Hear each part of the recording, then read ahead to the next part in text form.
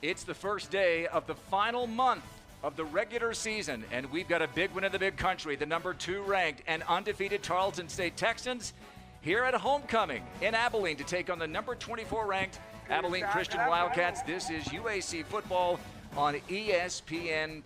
Welcome to the broadcast booth. Grant Boone alongside Jim Reese.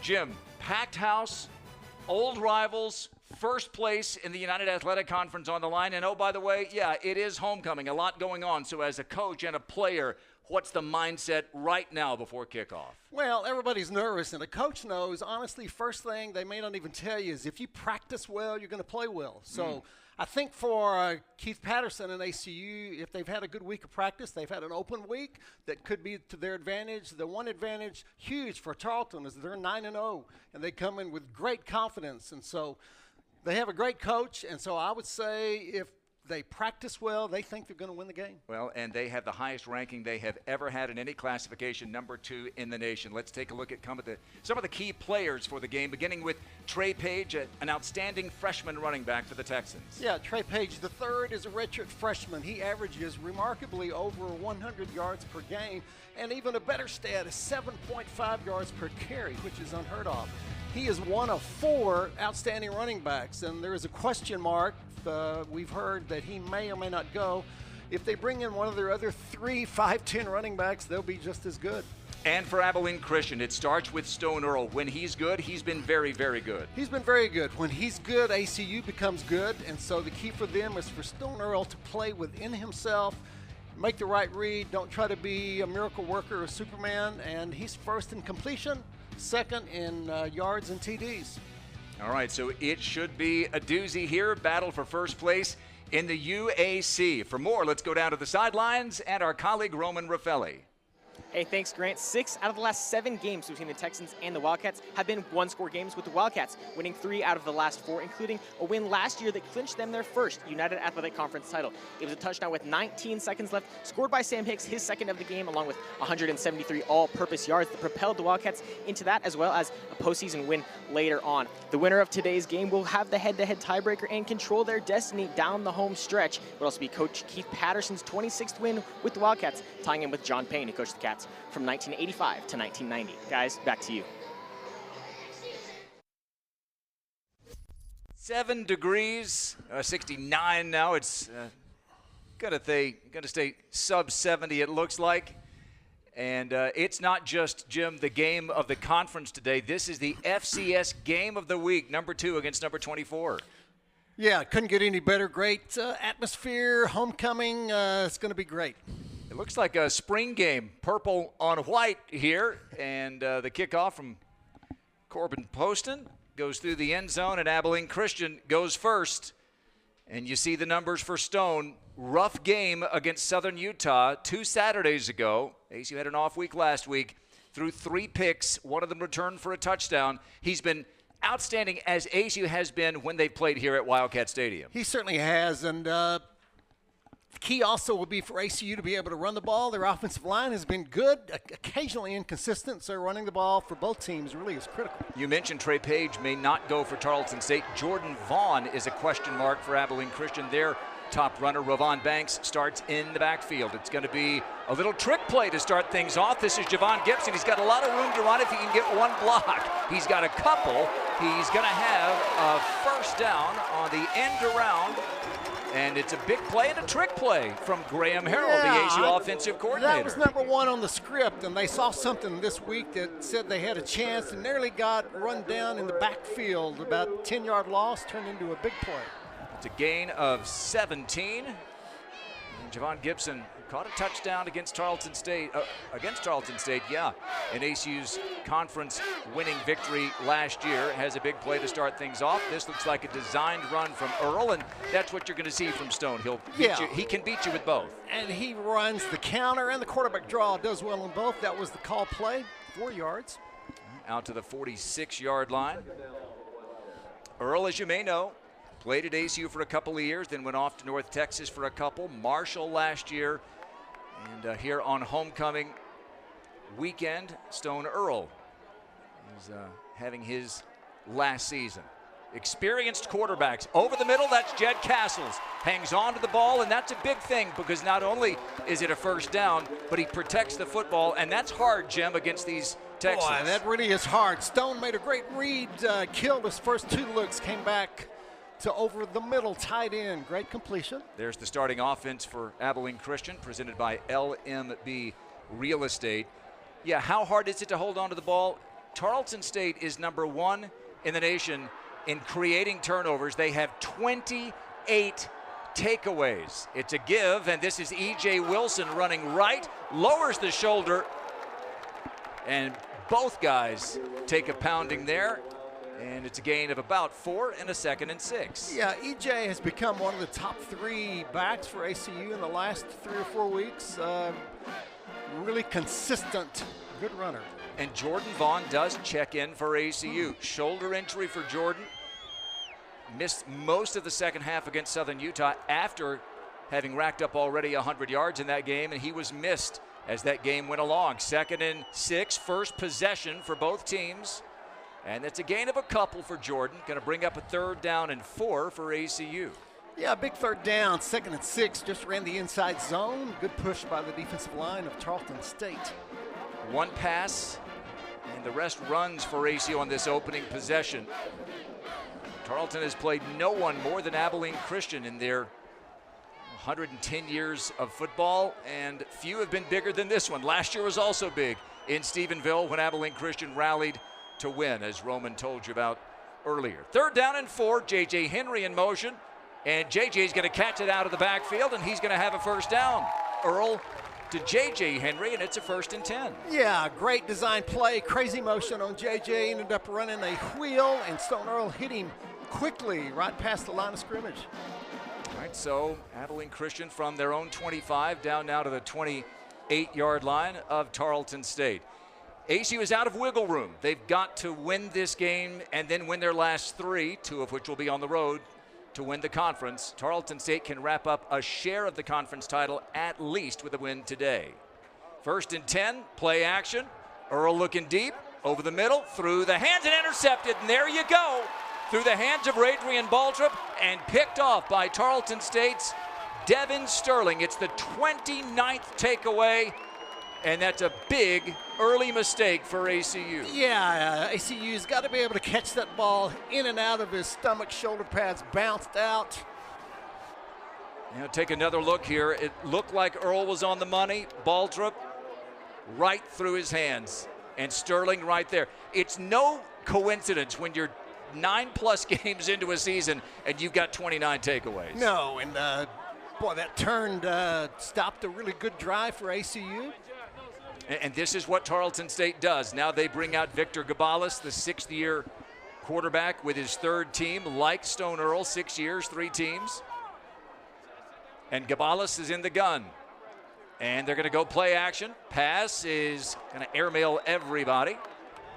And it's going to be 2nd down and 10. And the tailback is James Page.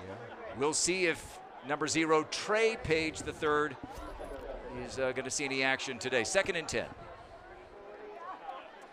Coach Todd Whitten of Tarleton State talked about the advantage of a 3rd-year guy, 3rd year in your system. And he has been brilliant. Again, they're going to go play action. They're going to go deep this time over the head of Peyton Kramer. And he had him, it looked like, 3rd and 10. Definitely had him by 2 steps. Boy, just ran a go route, and the corner did not turn in time. Should have been complete. You're the quarterback. Is Gabalis a little geeked here? He's thrown early. 2 He's way over the head of his unusually receivers. Inaccurate because his best thing is his accuracy, so he's going to have to get it together. Only 1 interception for Gabalis this year. The previous 2 years, 11 interceptions thrown. 3rd down and 10 after the interception by Tarleton State. Gabalis drops back all day to throw, and it is caught and hung on to for a 1st down. Big throw and big catch. And that's going to be Bryce Parker with the 11-yard gain and a 1st and 10 for the Texans. Didn't have any margin for error. Slots running the 10-yard out. Perfect pass, perfect catch. And the defensive back safety was right on him. All right, so 1st and 10 for the Texans, 9-0. best start they've had as a Division I program, which only goes back to 2020.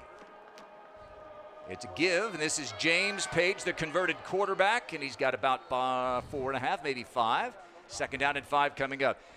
Well, sometimes games go according to script, sometimes they don't. This one, incredible. ASU's marching, and there's Tarleton State with a takeaway, and now here they come. Yep. Second down and 5. And this is the game plan for the Texans, and there goes James Page, breaking free. And he's going to be tackled by Dorian Plumlee, but not until he's inside the Wildcat 30-yard line. It is a gain of 27 yards and a 1st and 10. Yeah, Dorian Plumlee saved a touchdown. Could have been another 25 yards for a touchdown. And the Texans are on the move. Number 1 rushing offense in the conference. Number 1 rush defense is ACU's. Gabalis with a quick throw and very little. Good defense out there by ASU's Will Schaefer.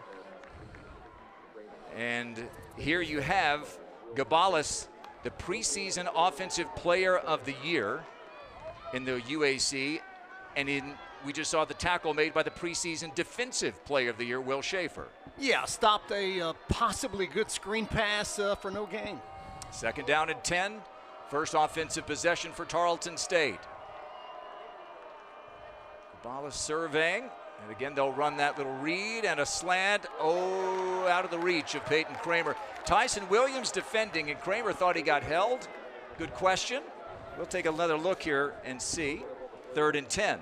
Yeah, could have been. The defensive back never thinks he did. No, I think that's a good no call. Didn't see a lot there. So Kramer, the leading receiver for Tarleton State. What do we have here? Timeout on the field. First charge, timeout of the half, Abilene Christian. Timeout All on right, the so field. Abilene Christian with a 3rd down and 10 coming, having turned it over already. Calls timeout. Homecoming here in Abilene. No score between 2 top 25 teams.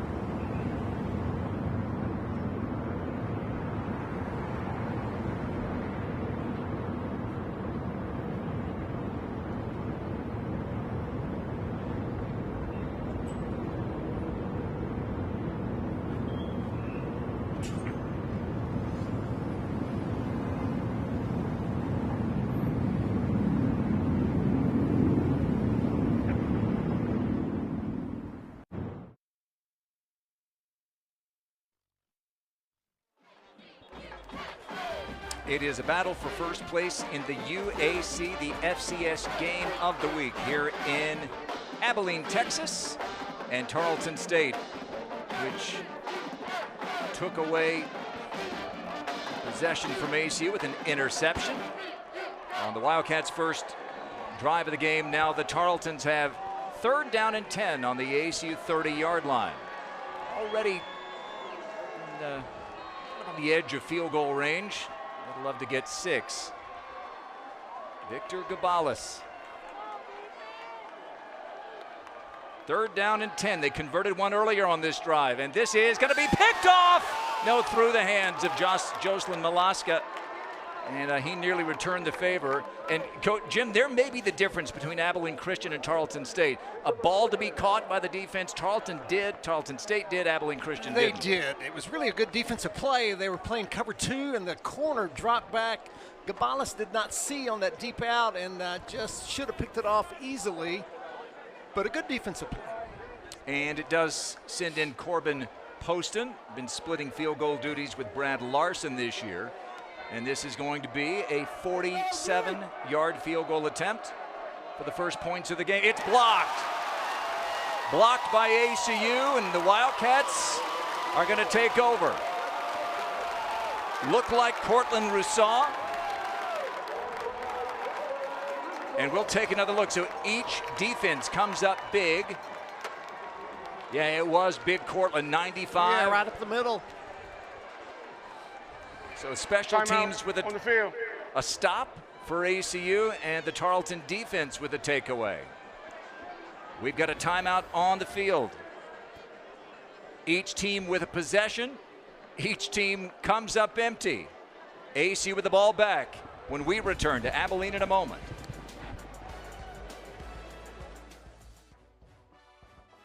Working in baseball. Leadership in sports are things I deal with every day. I feel like I have my master's in baseball field experience, but I wanted the formal degree to go along with it. I needed something flexible with my schedule, and I wanted a school that shared my faith and values. That's why ACU's Master's in Sports Leadership was the right fit for me. Pursue your undergraduate or graduate degree online at Abilene Christian University.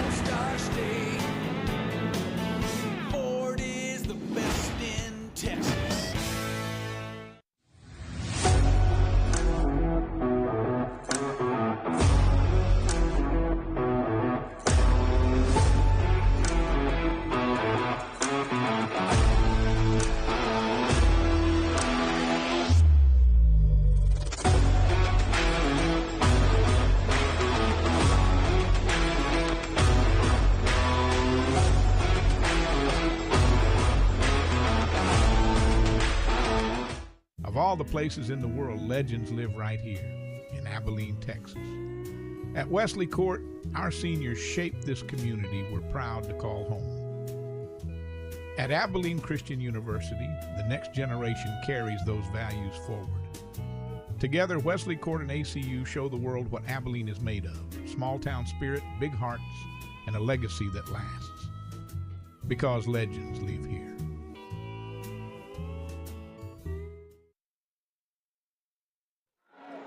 Tickets have been tough to come by this week, in part because Tarleton State has brought a big crew from 100 miles away in Stephenville. Grant Boone, Jim Reese, Roman Raffelli, and our team. Tarleton State got a takeaway. Jocelyn Malaska nearly took it away from Tarleton, and then big Cortland Rousseau stops Corbin Poston and the Texans field goal team. And so Abilene Christian takes over on the 30-yard line, and there was a lot for Graham Harrell to like offensively, minus the last drop of that drive. They did some good things. Yeah, Jim. they did some good things, running the ball well and key passes down the field, so good sign of maybe things to come for ACU. Stone Earl with a couple of nice runs and some good throws as well. 1st and 10, and he's going to give it this time to Ravon Banks, trying to cut to the outside, and he'll get about 7 out of it, maybe 8. Ravon Banks came here as a freshman 3 years ago out of Tulsa and has been a proven performer. They give him 7.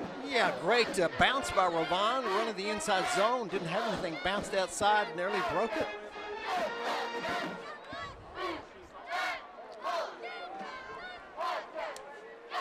Second down and 3.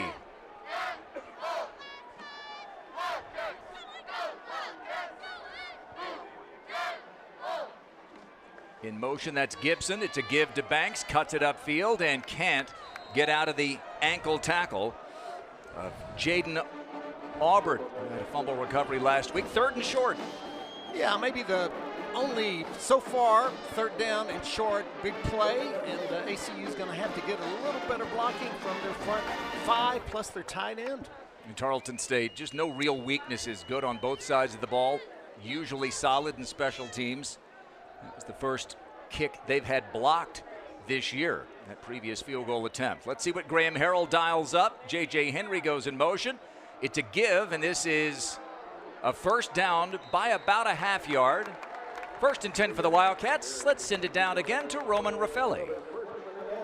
Hey, thanks, Grant. Last week, the Wildcats did not have a game. It was their open week, which allowed for offensive coordinator Graham Harrell to be inducted into the Texas Tech Ring of Honor. He threw for nearly 16,000 yards in his 3 years with the Red Raiders and was 4th in Heisman voting in 2008. Additionally, today marks the 17-year anniversary of the catch with Michael Crabtree, connected for a game-winning touchdown to beat #1 Texas. A huge moment there. Good to know that they've got some clutch genes on the headset on the sidelines. Guys, back to you.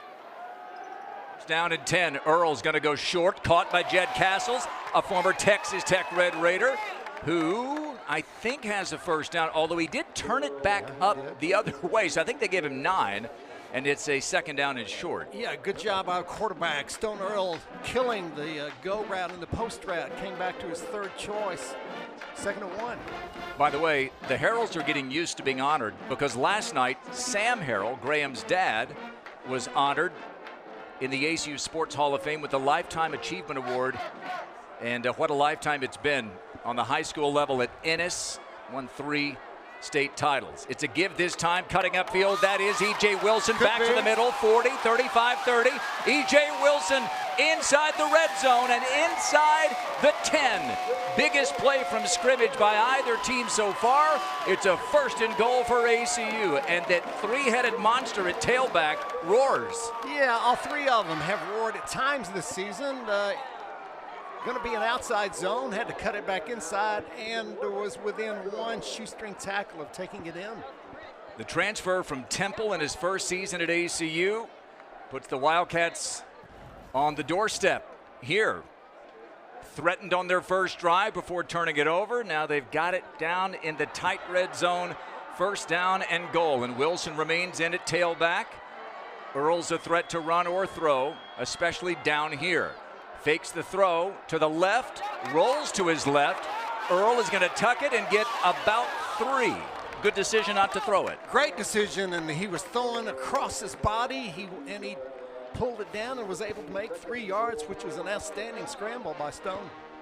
Keith Patterson has been effusive in his praise for Stone Earl this season, but he was also not hesitant to say that was not a good game from Stone against Southern Utah. Yeah, and Keith Patterson is going to be like any good coach, old school coach. They're going to be very honest. 2 old school coaches in this game. Todd Whitten for Tarleton State, Keith Patterson for Abilene Christian. There's a player down for Tarleton State. We'll check on him. 2nd down and goal from the 2 for Abilene Christian in a scoreless game with first place in the USC at stake.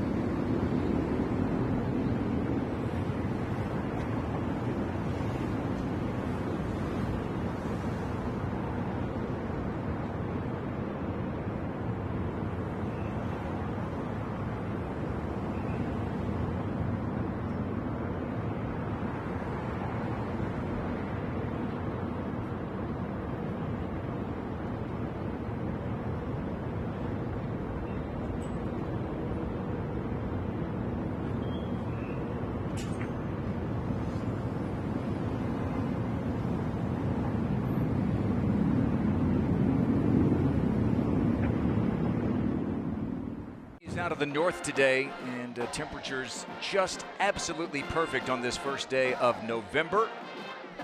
And we got no score.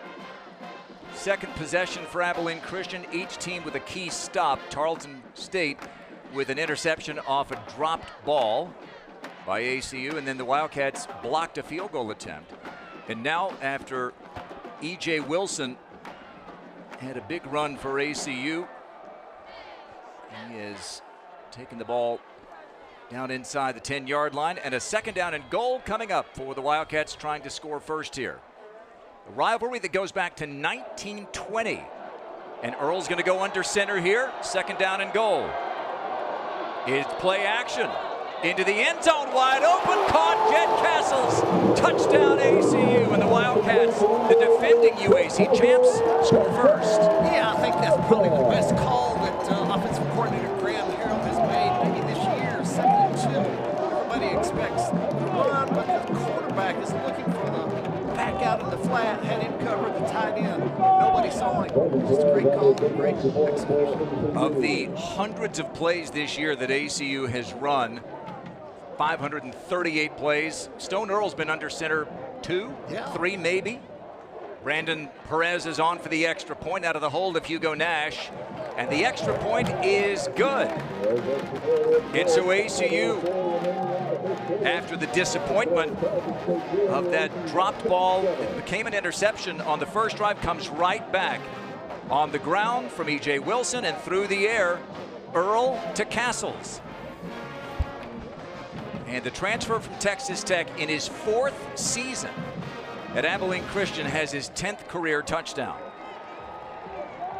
And Earl so far, after the disappointment against Southern Utah, looks like he's been spot on. He does, and he's spot on because it's a mental approach, and quarterbacks know that. He knows that when he tries not to do too much, goes through his reads, he's got to trust Graham Harrell to give him good reads, just like Gabalis is doing the same thing. And so, good start for Stone Earl. Nick Holt, the ACU co-defensive coordinator, spent time on Pete Carroll's staff at USC 20 years ago. And now Gabalis and the Texans eager to get back out there. This is a Texans team that has spent the majority of the season leading. They've only had a couple of times late in games when they've had to rally. This is a returnable kick for Tarleton State. And out about to where a touchback would have gone goes D'Angelo Rosemond. And it's going to be 1st and 10 for Tarleton State at the 25. Let's take a look at some keys to the game here, Coach. Run first, ask questions later. Great running attack from Tarleton State, even without Trey Page. Attack the football. We know that they're great at taking the ball away. And for ACU, they're a different team at home than they have been on the road this year. Yeah, they are. And I think a great key for Tarleton is that their passing game is dependent on a good run game. So their play action and bootleg comes off the run game. It's Caleb Lewis in the game. And again, we were told that Trey Page would be a game-time decision and likely wouldn't go. We haven't seen him yet, but Lewis is terrific. So is James Page. And this is going to be Gabalis over the middle, and it is wide open, and there goes Peyton Kramer. And they may answer in one play. There is a flag down. Kramer tackled by the 10-yard line, and it's a big play. Interesting flag. Abilene Christian's convinced it's against Tarleton State. And we'll find out here soon enough. It was thrown, 20 yards downfield, 30 yards downfield. And he was wide open. Now, Will Schaefer for ACU is pointing towards Tarleton State. Is it offensive pass interference? I think like so. That? Pass interference. Yeah. Offense, number 44. Maybe that's why he was so wide open. You never know. Maybe, but that's effectively a 65-yard penalty. And we'll look right down the middle. The distance penalty be first down. Kramer shook free from Dorian Plumlee. And so instead of a gain of 65 yards, it's going to be a 15-yard mark-off the other way. That's an enormous play. That's huge. And a big call. And it happened early in the route. You nearly would call holding, but maybe the ball was just released on that post route. So instead of first and goal at the 10, it is first and 25. Gabalis gives, and this is Caleb Lewis for very little. Coach, it almost looks like they're in slow motion when he runs that mesh. It does, and it also looks to me like the referee is blowing the play dead and they're just about to stop. So it's the most unusual way to do play action or run a zone of anybody I've seen in the last 10 years. All right, so give him a couple. Second down and 23. And we'll see what Tarleton State calls here. It is again that zone read and firing to the near sideline. Cody Jackson has it for a gain of about 10, maybe 12. And it's going to bring up a third down and 10. Noah Mangum in coverage. And take a look at the starting defense. Romario Noel, a transfer from Oklahoma, has been outstanding, especially in the second half of the season, a big body.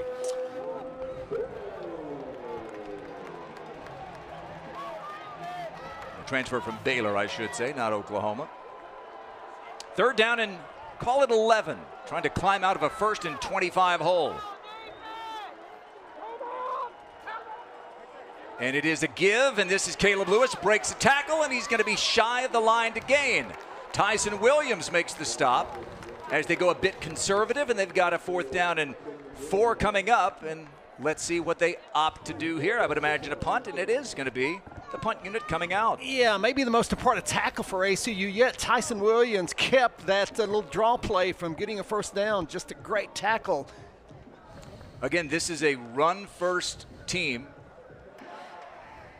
Uniform change. Tarleton Number State 9 with is now wearing number 96 for Tarleton. Number 9 rushes, is wearing number 96. 150 or so passing attempts. So it's fourth down and 4. And on to punt's going to be Charlie Mullen. Tyson Williams, who made the tackle, is back deep, and that's a beauty of a punt that turns over. But a flag is thrown. Whistle blown? If it's against ACU, then offense. No, it's against Tarleton State. Wow. Fourth down. Well, so you think about the big plays. Well, Coach, we've played not even a full quarter. The dropped ball by Baltrop of ACU that became an interception. Interception. A blocked field goal by ACU. And a 65-yard gain that was nullified by an offensive pass interference call. Yeah, 3 big plays, 3 mistakes. And now fourth down at about 9, not quite as good of a punt. Williams has a little bit of room, fields at the 29, and squirts free for about 10. And so Tyson Williams, who made the third down stop on defense, has a 10-yard, they'll give him about 8 yards officially on the return, and pretty good field position for Abilene Christian. Yeah. So, Coach, revenge. You tell me as a player, is it a big deal? Can it be too much? Because Tarleton State, on their field last year, lost in the final seconds to Abilene Christian for the conference title. Yeah, it is a big deal, but it can be too much of a deal, and revenge helps defenses play better, but really messes you up offensively because you got to be relaxed and playing without pressure, and so I'm not a big fan. Most coaches aren't of revenge. All right, so in motion comes Baltrop. Earl takes the snap. It's a give, and breaking free Banks. He's got some room to the 50, and ACU has the dominant running attack of the 2 so far. First and 10 at the 43, and that is a gain of 20 yards for Banks. Yeah, just a simple stretch play. He was going to give it the whole way and nearly broke it again all the way. Abilene Christian has been dominant on the ground so far. E.J. Wilson with a big run down to the 5-yard line, and now that breaker from Banks. Quick throw, caught by Baltrop, stays on his feet, and he'll have about 3. So he makes the one that was way out away from him. And isn't that how it goes? And on the one he dropped, you could tell that was a guy that was ready to cut it upfield, and you see it on every level. Baltrop wanted to catch it and go, and first things first, you got to catch it. Yeah, everybody knew it. He knew it more than anybody. Yeah, Offensive coaches did not have to say a word to him. Probably not, although I imagine there were a couple. They did. Second down and 7. ACU has responded, though, since that early mistake. Earl is going to give it.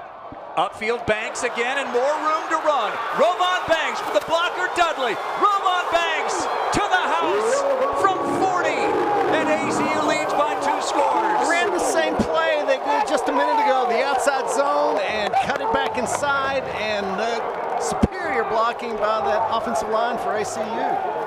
And the sellout crowd loves what they see here at Wildcat Stadium, except for those who've come from Stephenville. They're a bit shell-shocked.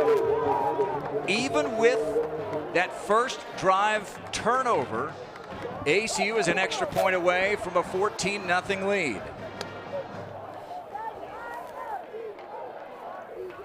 Extra point from Brandon Perez is en route and good. Inside the final minute of the first quarter. And Jim, the Texans have the #1 rushing offense in the conference, but today it's been all ACU. Yeah, and ACU is doing really nicely on play action because the running game is so good, and didn't expect that to happen, you and me, I don't think. So Rovon Banks Jr. Another look here. You think about the big one he broke for 20 to start the possession, and the little shimmy, and breaks out of that ankle tackle. One more look here.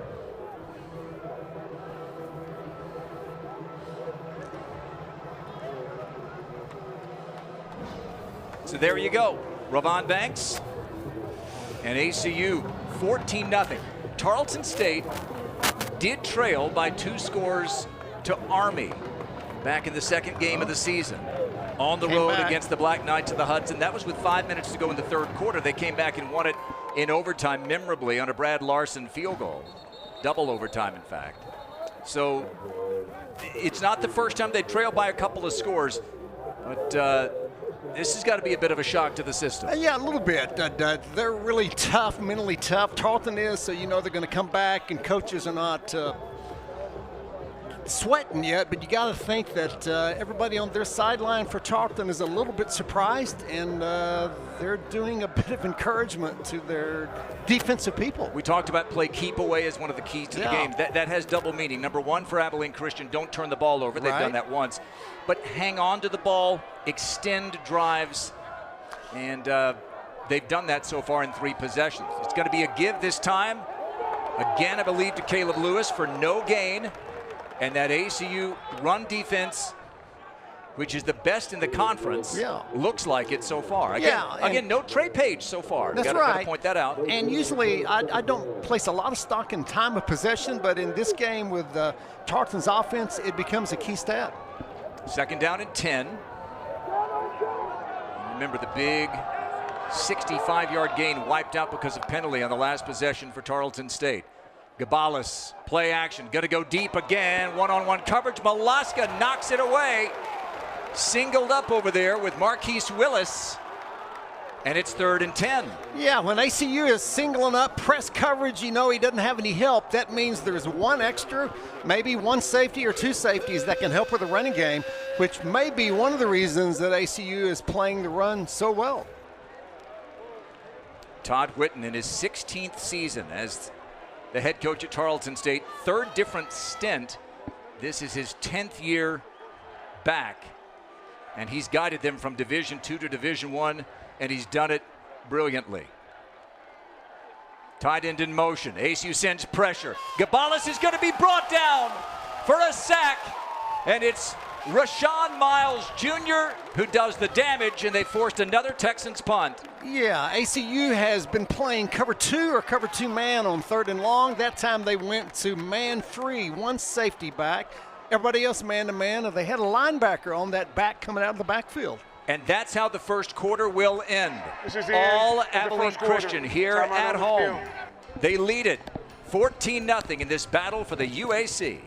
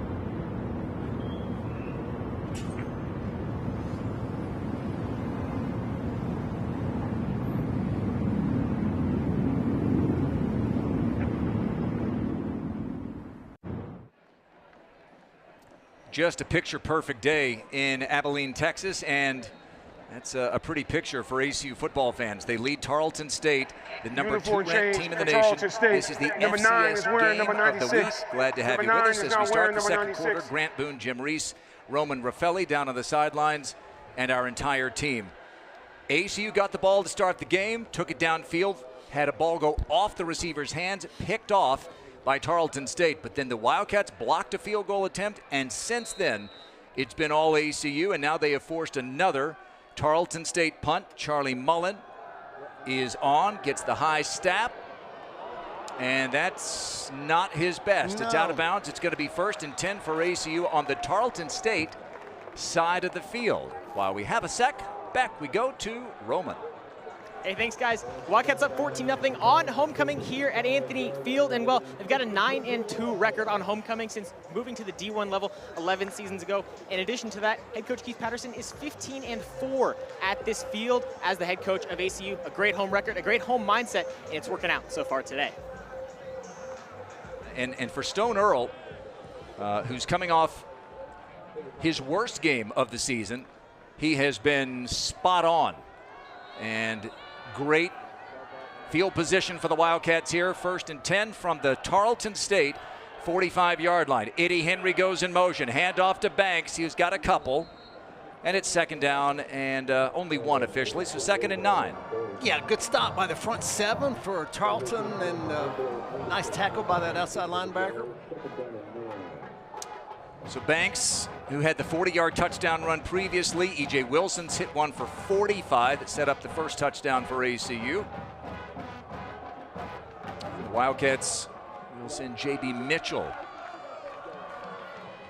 out to the top of the rotation. Here's a pass that's wide of J.J. Henry, and that one was fortunate to hit the dirt for ACU. And it's going to bring up a 3rd down and 9. So ACU with a chance here. Great field position. Yeah. You've got the number 1 team in the conference. You've got the 2nd-ranked team in the country. And no lead is safe. You don't feel like that, is it? It's not, especially against Tarleton. Right, 3rd down and 9. Earl says, hang on. Let's double check here. Banks is his tailback. And Tarleton State looking to take the ball away and go the other way. They've had a couple of defensive scores this year. Earl goes screen, caught by Gibson, but he can't break free from a tackle. He got a couple, and the question is now 4th down and 6. Do you try to pin them deep, or do you try to go for it here? Yeah, I think if you're ACU, you play your lead and you try to pin them deep. If it is in 4th and 1, I see them going for it. An unusual call on 3rd down, jailbreak screen, inside bubble screen. Tends not to work on 3rd down. Good job by linebacker stopping it. Hugo Nash is in for his first punt attempt of the game. Tarleton State sends Blake Smith back deep. Hugo wants some air under this one. Little too much, and ACU may have gotten a little too close. So they pick up about 30-plus yards there. 1st and 10 for Tarleton State. They've got the ball back, down 14-zip.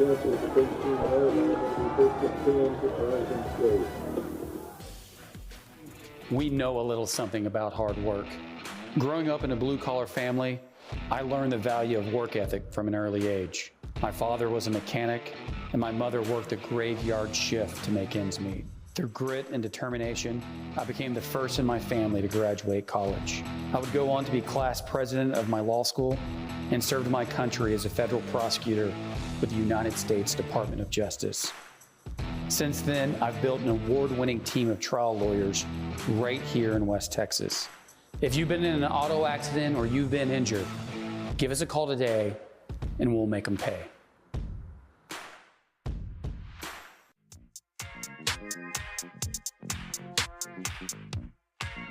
Hey, I just went by the watch with a whole lot of diamonds to show I need my time. Took a trip out to Cali to hang with the crews, make a play and get high off that Zaza. I say R.I.P. Kobe, it's so fly when I ball out, where I skydive. So much chicken on me, could've went by the Williams, the Rudy's a big problem. iPod. In a whole different bracket, this life is immaculate. If you hit me for bows, then you know that I'm taxing. Keep buying clothes, that shit still in the packages. If he say that he robbed me, he capping me. Really no niggas throw sevens like Kaepernick. You not blind and you see that we have it. Known in my city, so no, I'm not average. Came a long way from dope in the cabin. Know that I step in the game that I rep. Went to Solomon, iced out the 10 for 600 on all I net. Paid it full like Mitch. Grad school wasn't the plan, but ACU made it possible. Then life got tough. My mental health struggled. Finishing felt impossible. But the support from my ACU professors meant everything. That experience changed me. Today, helping others with their mental health feels like everything's come full circle. ACU wasn't just a degree. It helped me find where I truly belong. Pursue your undergraduate or graduate degree online at Abilene Christian University. Homecoming at ACU. And as you heard from Roman, the Wildcats have had success on homecoming games. Not always easy, is it, Jim? Because you got a lot of distractions going on. Keith Patterson talking about this week. Yeah, I think the thing maybe that helped ACU the most is that they've had an open week with an extra week to prepare. 1 week to get ready for homecoming. You got to be mentally mature, and sometimes it's hard for 20-year-olds to do that. Of course, in the case of Victor Gabales, maturity is not the problem. 6th year started. He was at Washington State. He's a native of Duvall, Washington, and went to Utah Tech for a year. Now in his 3rd season at Tarleton State. Preseason Offensive Player of the Year, and he might be the Player of the Year by the time this thing's all said and done. He's had a terrific season, but he begins this drive down 14-0, and he's going to give it to Caleb Lewis, who's trying to cut up field and can't do it very little.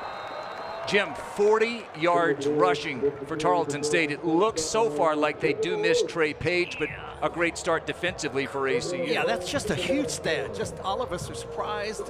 Tried to run a stretch, and I watched all 4 of the defensive linemen at ACU. None of them got blocked there. So just a really good push, good intensity by the front 4. Well, you know for a fact that this defense is all aware of the vaunted offense of Tarleton State, and that's a great catch in traffic by Peyton Kramer over the middle. It's a 1st and 10 for Tarleton State.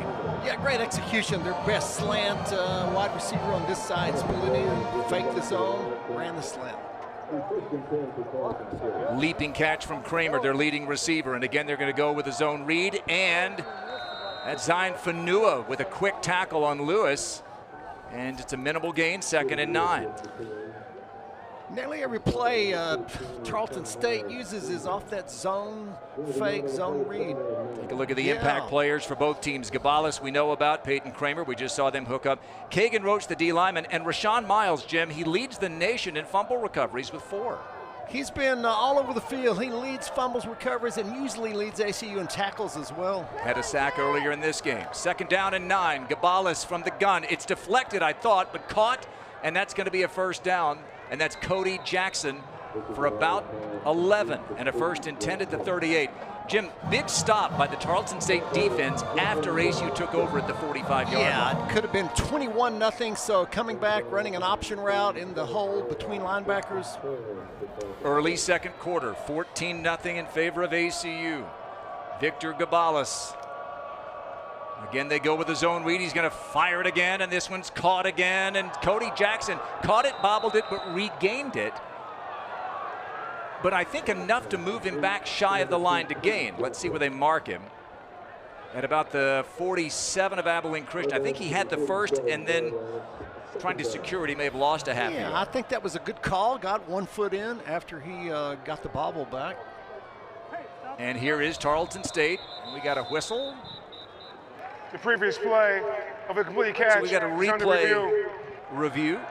Timeout on the field. And we've got a timeout on the field.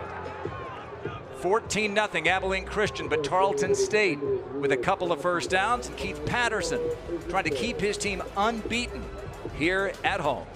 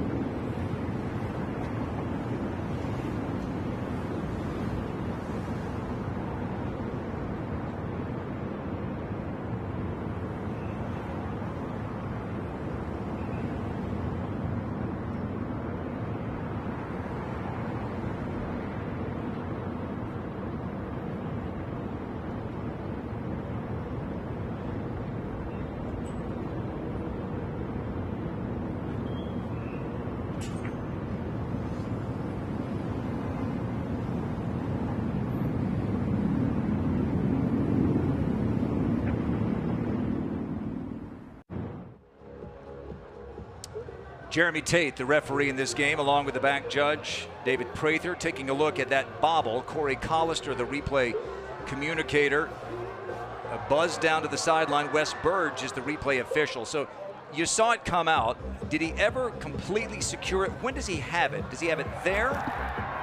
It looks to me like the foot is still in bounds. What do you think? Yeah, I thought the foot, that left foot, got in bounds by the time he secured it. I would think they're not going to overturn it. And again, you've got to see enough. After review, the receiver got his left foot down by maintaining possession of the ball through the ground. It is a first down at the 48-yard line. All right, so not only did they confirm it's a catch, they say he got enough for the first down. So one more look here, Malaska in coverage for Abilene Christian. Harold West, you see number 27. His brother Trayvon West is a wide receiver for Tarleton State. So a little brotherly love on display here. These two teams know each other so well. Go back to 1920, just less than 100 miles apart. And a 1st and 10 for Tarleton State, trying to climb out of a 14-0 hole, and Caleb Lewis will have about 2 yards. And again, no Trey Page the third today. A lower body injury sustained last week in the win on the road at Eastern Kentucky. You noted in the opening that they've got terrific running backs, but they miss him clearly. 2nd down and 8. Ball at the midfield stripe, and Keith Patterson, co-defensive coordinator, along with Nick Holt, as well as the head coach. In motion, that's Cody Jackson, and he's got it on the end around. He's going to have about 5. It'll bring up a 3rd and 3. Another look here. Little jet sweep. Yeah, jet sweep, good speed, kept him away from that outside backer. The outside backer thought he had him. Tarleton State on its first possession. 1st and 10. About the 30-yard line. Had to settle for a field goal attempt. It was blocked by Cortland Rousseau of ACU. Now the Tarleton State Texans looking for their first points here early 2nd quarter. Gabalis is going to throw it. It's caught, and that's the reason why Peyton Kramer is their leading receiver in traffic, brings it in against Tyson Williams, and they'll move the chains. Yeah, great pitch and catch. I think Tyson Williams knew it was coming, thought he got there in time, but just a perfect throw. And Gabalis and the Texans keep it moving from inside their own 15-yard line where the drive began. And again, they'll go play action.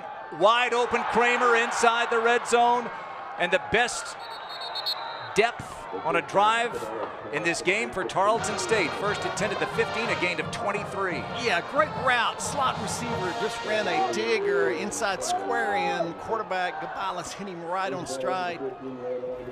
So Kramer with the tough catch early in the drive on 3rd down.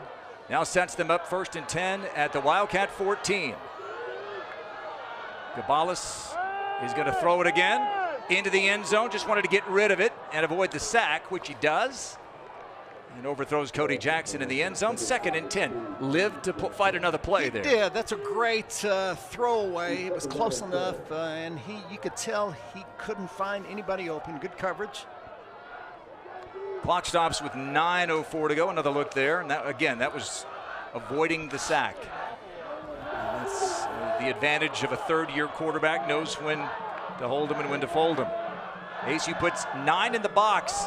Gabalis throws the slant. It's knocked out of the hands of the intended receiver, Tierre Young, and that was Noah Mangum in coverage who dislodged it. Yeah, great job getting there, Noah, right as the ball got there in the breadbasket. Should have caught it, but a great breakup. Mangum had an interception taken down to the goal line against Southern Utah, with the Wildcats leading in the 4th quarter 2 weeks ago. That was called back because of an offsides penalty against ACU, and then Southern Utah hit a big run and went on to upset the Wildcats. It's why the ACU has one loss in the conference, instead of this being a matchup of conference opponents timeout of the half, who are unbeaten. Christian.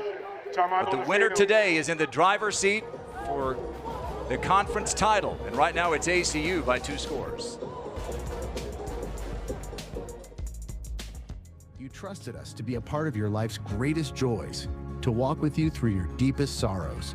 We are committed to serving you and your loved ones, our patients, and our community. With every service and every building are to bring better care to our home in Texas. Thank you. Thank you. Thank you. Gracias. Thank you. Thank you. Thank you. Thank you. Thank you. Thank you for trusting Hendrick Health with your care for 100 years. There's nothing like game day in the big country. From football to basketball and baseball, ACU Wildcat pride runs deep, and Texas Farm Bureau Insurance members can be right in the middle of the excitement with 2 complimentary tickets to ACU Athletics events. It's simple. Visit your local Texas Farm Bureau Insurance agent and sign up. Then head online to claim your tickets. Visit acusports.com/TFB tickets to select your game and claim your seat to cheer on the Wildcats, courtesy of Texas Farm Bureau Insurance. Go Wildcats! The hunger to win is fueled by a chance to compete and the thrill of the action. The cheers from the crowd energize our team and push them on to victory. Whether it's the pre-game excitement of tailgating or the post-game euphoria of winning celebrations, United Supermarkets always brings an A game to your party.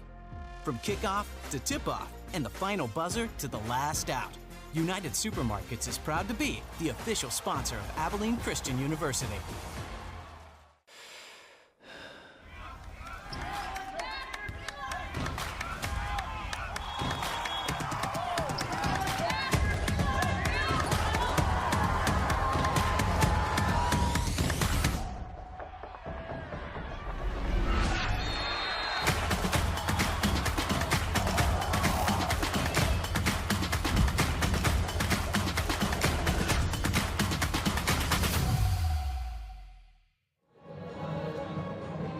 Yeah, the homecoming parade earlier today down Campus Court here in Abilene, Texas. How about Hayes Harris? Again, ready to go. Yeah, he's fired up. So are the ASU fans. Hayes, the son of our producer, Hutton Harris. And did they go shirtless when you were playing for ASU back at Shopwell Stadium? Never. No? No. Probably against the ASU dress code back then? Yeah, lots of things were against the ASU dress code. Yes, they were. Yeah. Well, the Wildcats have shut out the Texans so far, but Tarleton State driving an enormous 3rd down and 10 here. You think if they gain some, even if they don't get it all, they might go for it. Let's see what happens. Victor Gabalis protected the ball so well all season. Pressure coming. Gabalis flushed out of the pocket. On the run, trying to make something happen. Turns upfield, tiptoes for about 5. And let's see what Todd Whitten and the Texans do here. They've got 4th down and 5, down 14, midway through the 2nd quarter. Would not be totally shocked if they went for it here. Big Cortland Rousseau chasing Gabalis. They're going to stay on the field, the offense. And after having a field goal blocked earlier, Whitten sends in his tight end Dawson Hearn. Again, this is a top level rushing offense, and they'll go Wildcat often, as they look like they're going to do here with Caleb Lewis. No, they're going to go Gabalis. He's going to throw it over the middle. Caught. Kramer, touchdown. Big conversion for Tarleton State. On 4th and 5, they're on the board. And Kramer, from start of the drive to finish, puts Tarleton. He was the star. Another look here. And again, time to throw for Gabalis. Yeah, slot receiver just finding the hole in the zone, and ACU got to get there quicker if you're an ACU coach, but great execution by Tarleton State. 17th touchdown thrown, 77th of his career, but 17th this year against only 1 interception. Extra point from Brad Larson is on the way, and it is good, and Tarleton State answers with one of their biggest drives of the season, and I would argue it goes back to the 3 and out they forced when ASU took over at their 45. One more look again. That was Harold West, who was in coverage on Kramer. Kramer shook free, and the Texans are back within a score. They're going to get the ball to start the 2nd half, and so with 8:12 to play in the 2nd quarter, a lot of time left to play here before halftime. We're in November.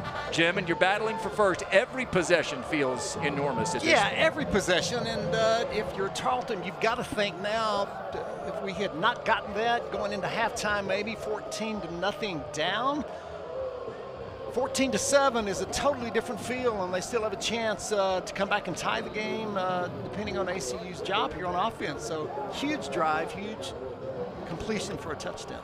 And again, Gabales' ability to get 5 yards on that broken play was huge. Here comes ACU with J.J. Henry trying to cut it to the left, and a flag comes in, and ACU's going to begin inside its own 15-yard line. It would appear, thrown by the referee Jeremy Tate. It's been a game of big plays, big mistakes by each team.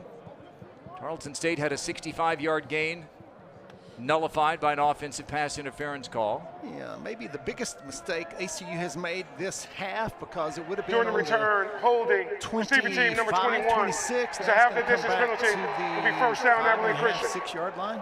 ACU has 1 turnover in the game. It was on their first drive, a ball that went off the chest of Radrian Baldrip, the wide receiver, and picked off by Devin Sterling of Tarleton State. So here's another look, and you see Henry returning it for ACU, and what could have been the infraction against ACU. Mark the ball at the 8.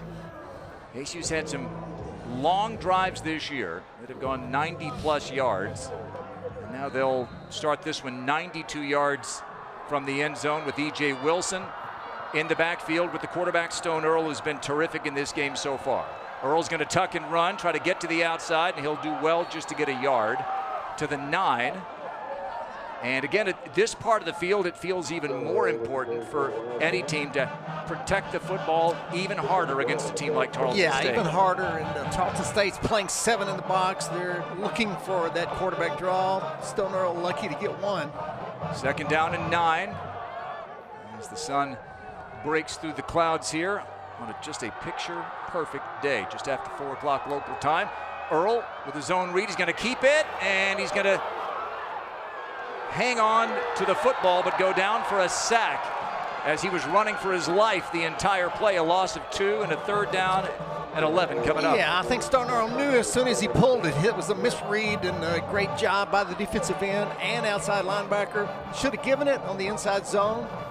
Yasir Holmes, sure-handed, slowing up Earl until help could come. So they forced a 3 and out on the previous possession, trying to do it again, this time with ACU pinned deep. Earl on a 3rd down and 11, drops straight back, time to throw, goes downfield, going for Baldrip, he catches and then drops it. 2 massive drops by Baldrip. And ACU's gonna have to punt it away, and he's hearing it from the Tarleton State defense. Baldrip would do well just to head back to the sideline at this point. Radrian Baldrip had 1 bounce off his chest, and that one would have been a massive 1st down. Yeah, 2 big drops. That one defense is playing. Tarleton State's playing man with a free safety. Really good seam route around that safety, covering man-to-man. Should have caught, dropped it. And Baldrip is being consoled on the sidelines. He's really hot, mad that he dropped it, and mad about whatever he heard from Tarleton State. This is going to be a punt that's going to get a big ACU bounce, and it's going to add about 15 more yards. And at the very least, Hugo Nash will flip the field from his own 7 to the 35-yard line of Tarleton State. The Texans trail, but it feels like the game has flipped a little bit in terms of the vibe. Yeah, the old momentum is definitely moving toward the Texans' favor. Here's the Hannah Ford scoring drive. 87 yards in 13 plays, took 5+ minutes off the clock. And now, after forcing a pair of 3 and outs, Tarleton State can tie this game on this possession with 6.5 minutes to go in the first half.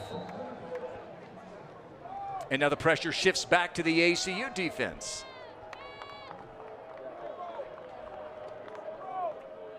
1st and 10 from the 35. And Gabales is going to pick it up and throw it. He's got Kramer again. Can't bring it in.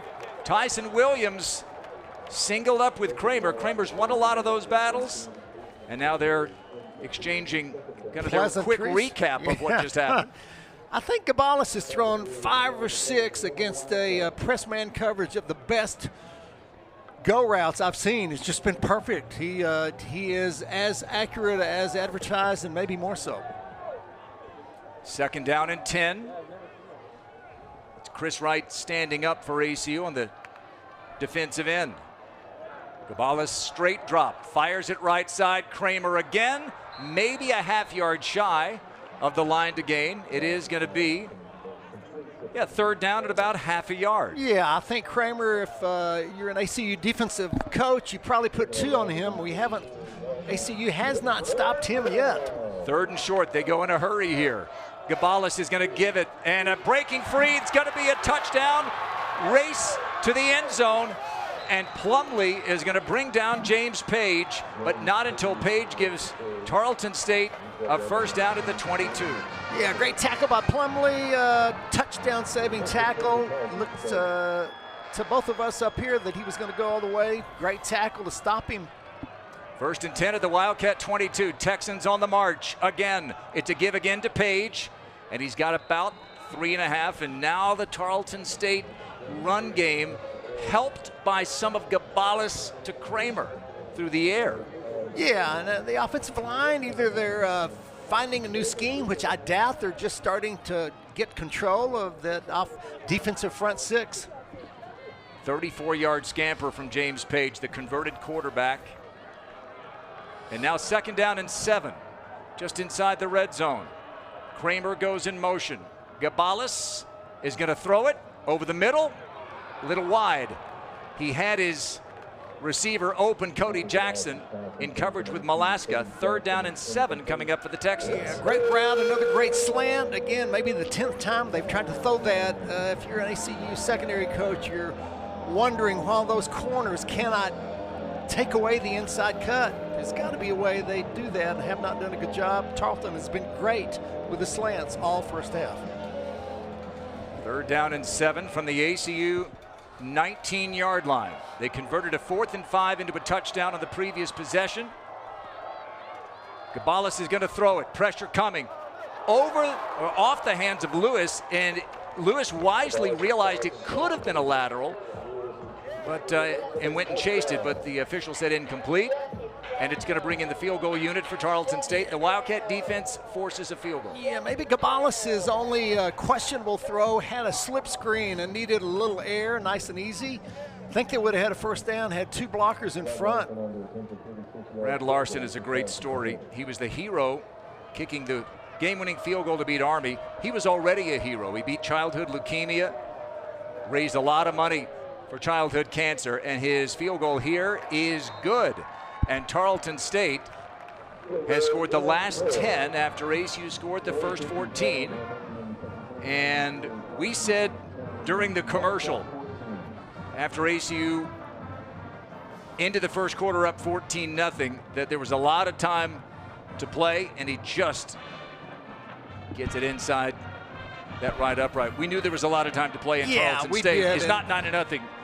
Not 9-0 for no reason. No, and there's a really good counterpunch this whole 2nd quarter to ACU's defense, and Tarleton State's defense has found a way to slow down ACU's offense. So right where kind of we thought it would be, close to halftime.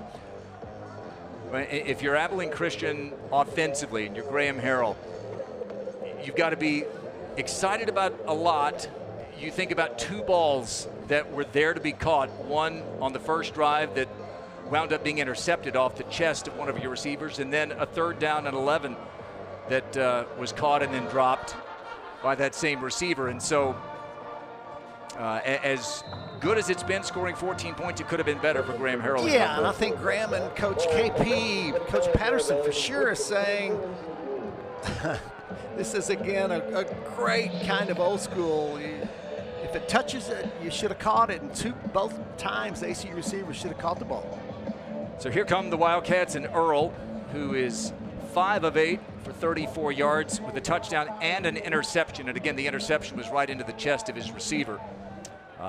but the running game for ACU, 149 yards rushing so far. Big gains from E.J. Wilson and Ravon Banks. 1st and 10, big drive for the Wildcats. They tuck it, pass over the middle, caught by the tight end, Jed Castles. He's close to the first down. They say move the chains, and they do. 1st and 10 for ACU. Castles has been an early target. Early target, maybe the best call for ACU. 1st and 10, run a bootleg, look for Castles, just a simple drag, 8-10-yard drag across the middle. That's the 5th catch for Castles, 36 yards, has a touchdown among those 5 receptions. Earl takes the snap. It's a give, and this is Banks. He's been solid so far. He's got 6 here, and I think he had 5 before he was touched. He did. And ACU's offensive line is showing some power against a really good defensive front, inside zone for 6. So now over 150 yards rushing with an average of more than 9 per carry for ACU so far. 2nd down and 4. With 3:55 to go, the dream scenario for ACU here is to not only score, but use up the majority of this 3 minutes and change. 2nd and 4, and Earl wants to throw over the middle, caught and dropped. J.J. Henry, it was a high pass, but Henry had it in both hands, and that's at least the 3rd drop by the Wildcat receivers. Another look. Yeah, not a great pass, but I think it's a catchable ball. Says the former quarterback. Yeah. 3rd down and 4, and Tarleton State trying to get this Wildcat offense off the field again after forcing a couple of 3-and-outs on their previous 2 possessions. Henry comes in motion. 3rd down and 4. Earl is looking to throw. Plants his feet over the middle. It is nearly intercepted. Intended for J.B. Mitchell, and the ACU punt team is on again, and Earl fortunate that that one wasn't picked. Yeah, his only bad pass, bad decision. Stone Earl of the game. Well, the defensive back was in front of that deep end cut and should have been intercepted. Not just any defensive back. That's Cassius Kearns, who leads the nation with 5 interceptions. And it was J.B. Mitchell who effectively was playing defensive back on that play. Nash on 4th down is going to punt it away, a wobbler, and field it at the 18-yard line.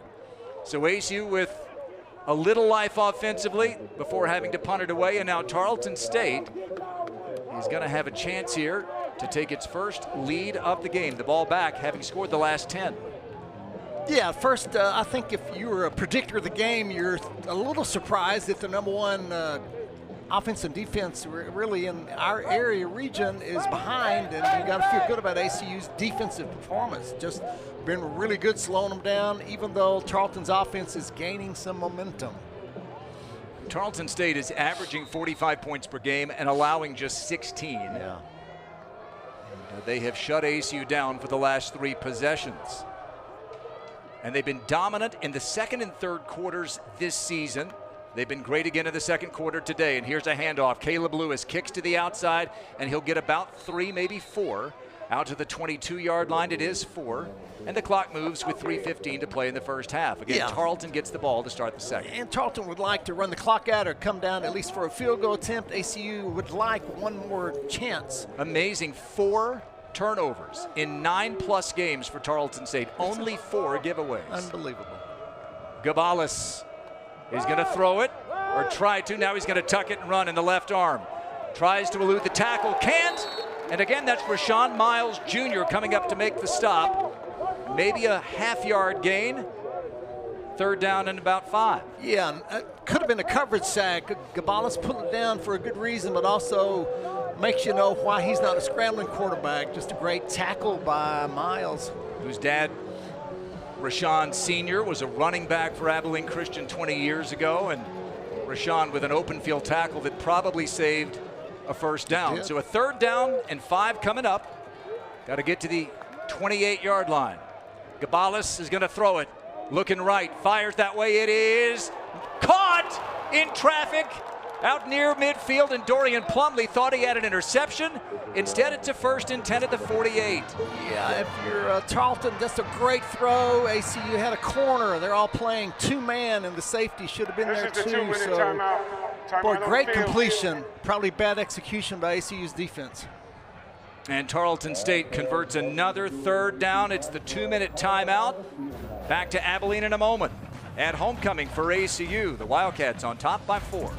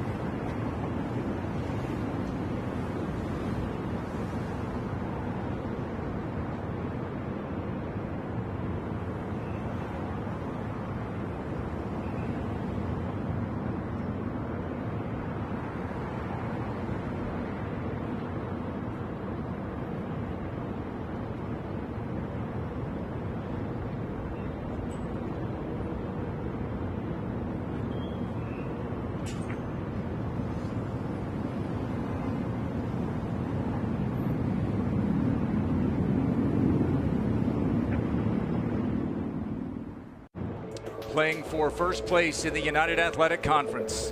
Tarleton State, number 2 in the nation, 9-0. Abilene Christian hanging on toward the bottom of the top 25 after a disappointing defeat 2 weeks ago. Off week last week for ACU. They came out, scored the first 14 points of the game, but Victor Gabalis and the Tarleton State Texans have just converted another 1st down, that one to Cody Jackson. And now it's 1st and 10 near midfield for the Texans with 2 minutes to play in the first half.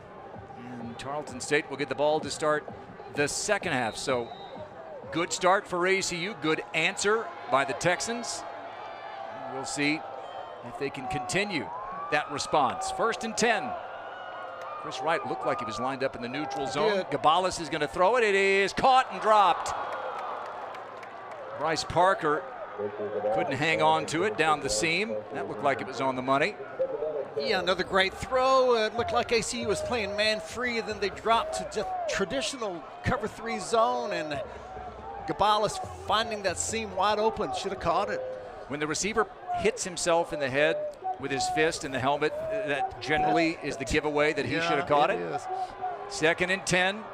ACU looking for a stop. Tarleton State scored on its last 2 possessions. Here's a little handoff to Caleb Lewis for about 4.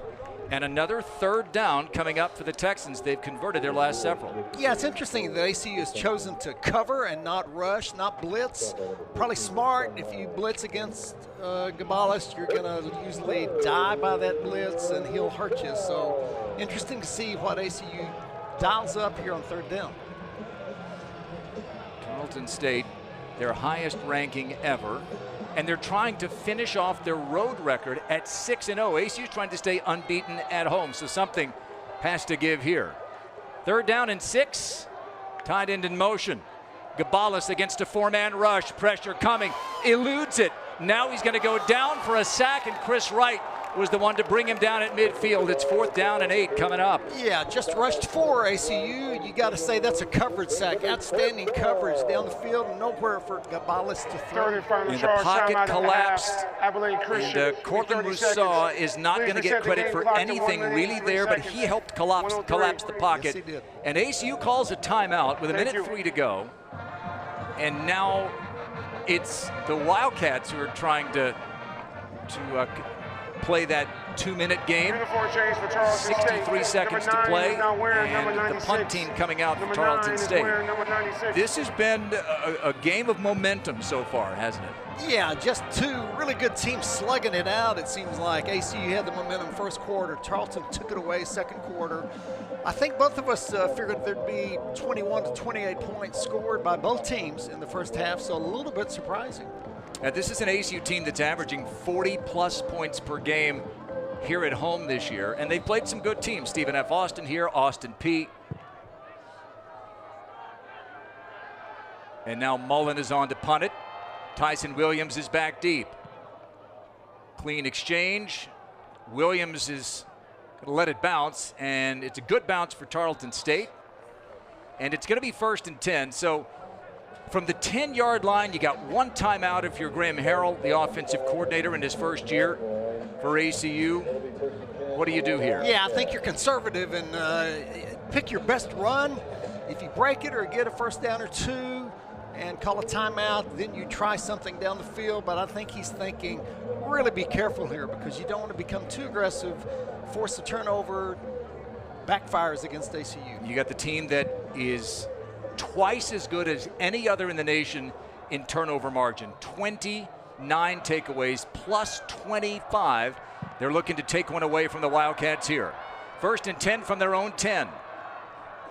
Stone Earl, the 6th-year senior quarterback. He's going to give it to E.J. Wilson. Nowhere to go for E.J., and we'll see if Tarleton State wants to use some timeouts here. They will. So you called it little conservative. That would have been interesting if Earl would have kept that one on the mesh. I think he might have missed that read. I do. And on that stretch play, you get a couple of yards. At least you go positive now. You're second and 12, and it's on the 8-yard line. Kind of a dilemma for ACU on trying to figure out how to get 1st down. Thank you.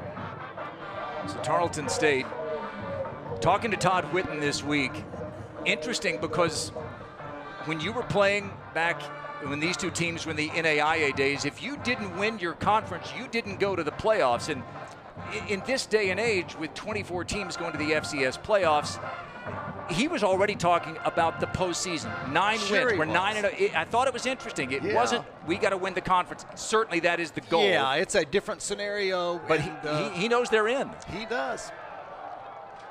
As they were last year when they beat Drake in the first round and then lost in the second round, as ACU did. 50 seconds to go in the half. 2nd down at about a dozen. And Earl looks like he's going to throw it over the middle, and he airmails the intended receiver, Dallas Dudley. He had him, and now they stop the clock with the incompletion. And that's a big play on it for a couple of reasons. If Dudley catches it, he might still be going. Yeah, Dudley ran a great deep dig or square in. It was wide open, and Stone's maybe second really bad throw just flew it over his head by 5 or 10 yards. All right, 2 timeouts left for the Texans. 3rd down and a dozen for ACU. In the shadow of their own goal line. Earl looks like he wants to throw. Dancing in the end zone, tucks it. He's got one blocker out there. He uses him. Bounces off, but not enough for the line to gain. And that 1st down loss of 2 ultimately stymies this drive. Right. Yeah. And Tarleton State uses its 2nd timeout. The Wildcats will have to punt. Yeah, 1 1st down is huge for ACU. You can run out the clock even if you don't have good field position. And now punting to a really good offense. Punt coverage has got to be good. Tarleton's wanting to get it close to the 50. So Hugo Nash and the Wildcat punt team will come out after this timeout. For ACU, we talk about Tarleton State likely having already clinched a playoff spot, obviously wanting to win the conference. You always love to hang those banners. For Abilene Christian, with the loss 2 weeks ago to Southern Utah, they had the off week last week. They are out of wiggle room. If they lose this game, it would be the 5th loss. And yes, 2 of them were to FBS teams, and one, if it were to come to Tarleton today, would all be acceptable losses. But they lost at Incarnate Word. They lost at Southern Utah, 2 teams below 500. It's must win every week, isn't it? Yeah, really, I think for ACU? so. No question. You got to win out. Gotten off to a good start here against the conference leaders. Nash with a clean catch. That bullet fielded by Blake Smith. And it's going to be a chance here with 28 seconds to go and a timeout. And remember, because we're inside 2 minutes, if a player goes out of bounds, the clock will stop and stay stopped. You've got the first down marker stopping play as well briefly. Yeah, maybe a huge punt by Nash with a fair catch. At least you're making it difficult if you're ACU fan. Got to get 30 yards to get into field goal range, and not a lot of time. That was a 47-yard punt, which is fine, but no return, which is even better if you're an ACU fan. And now Gabalis, they have not led in this game, but they've got a chance to get some points here with 28 seconds to go. From the gun, play action, all day to throw, and it is knocked away at the last moment, and that was Harold West who dislodged the ball from Peyton Kramer, and West, whose brother Trayvon was running a different route for Tarleton State, gets the stop. That was a great breakup. I've never seen Kramer drop a ball, and I wouldn't say that's a drop. That's just a great breakup. Wow. Yeah, so that's Rashawn Miles Jr., who was in coverage, but it was West who came from his safety position to knock it away. Clock stopped, 20 seconds to go. In the half, 2nd and 10 from their own 36. Gabalis is going to throw again. Over the middle, dumps it down to Caleb Lewis. Shy of the line to gain, I think. No, they're going to stop it. And they say move, so they stop it briefly to move the chains. Tarleton State can take, well, they can keep their last time out. The clock never stopped that I noticed. Now they clock it with Gabalis. They said move the chains, but I don't think they ever stopped the clock. There should be an extra 5 or 6 seconds. Yeah, nobody's asking a question, and leaves 6 seconds left. So you got time for the Hail Mary, and they bring in a couple of extra receivers, including Reginald Harden. It's tough to get a deep out in 5 seconds to give them a chance to kick a field goal. And I think this is, barring a defensive penalty, it's the last play of the half. And ACU retreats. Gabalis drops back against a 3-man rush. He's going to heave it downfield. He's got the arm. It's into the end zone, and it is intercepted. And coming the other way is ACU's D'Angelo Ponder. He's going to get to the outside, pressure coming from behind him in Harden. And that's how the first half will end, with just the 2nd interception thrown this season by Victor Gabalis and a 60-yard return by Ponder, which this is the end of the second quarter. It's halftime. To no points. But one more look here. What a heave from Gabalis and Ponder. I think wisely, why not, right? Why not try to run it out? Why not? Last play of the half, and he got close to nearly breaking it for a 100-yard return. I think that's the first play Reginald Harden has been on the field for Tarleton State, and he might have saved a pick six. Yeah. First half ends with Abilene Christian in front, 14-10. Back to Abilene in a moment.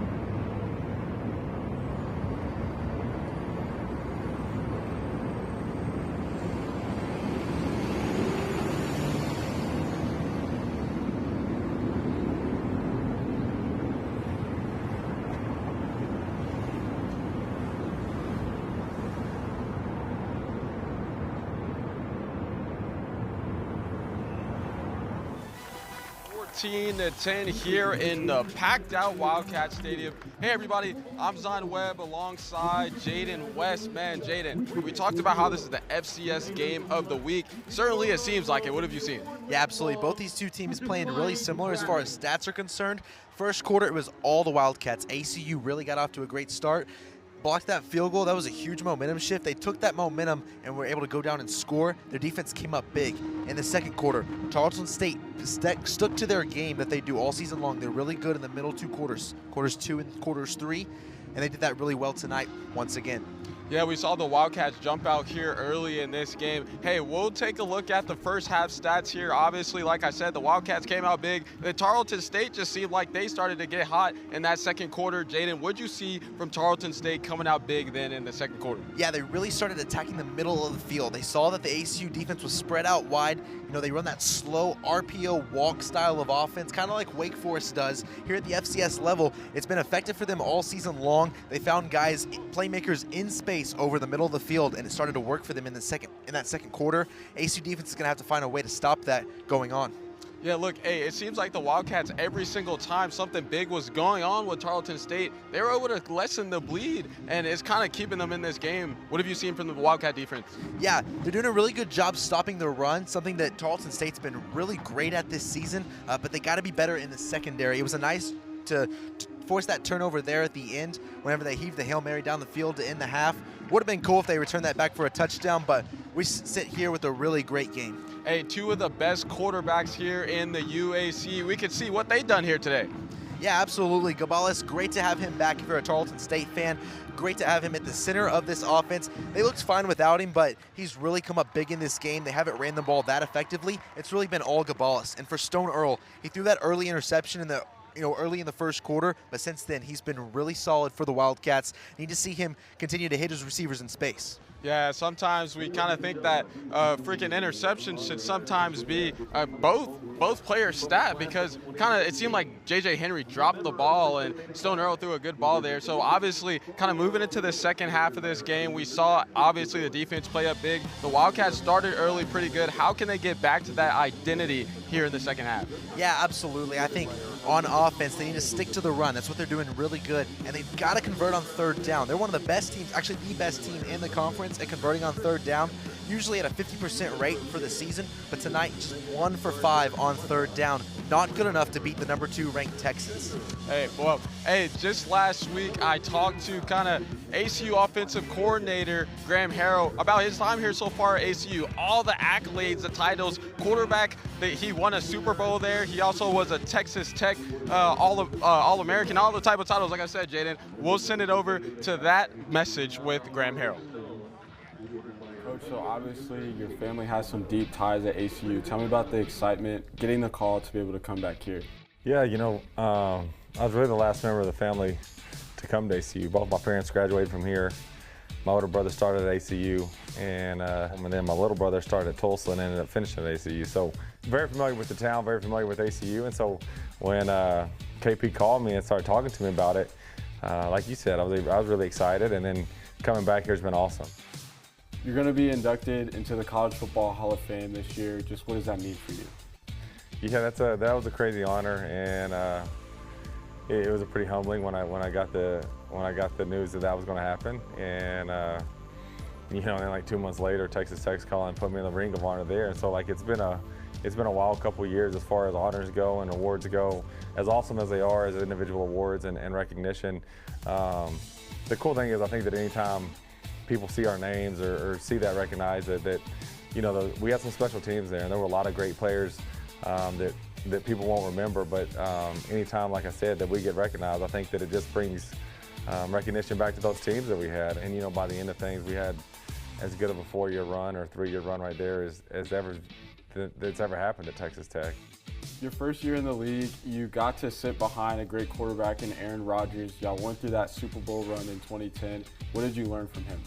Yeah, Aaron was, you learn a lot from that guy. And that first year there, we won the Super Bowl, which was incredible to be a part of that and see that run happen.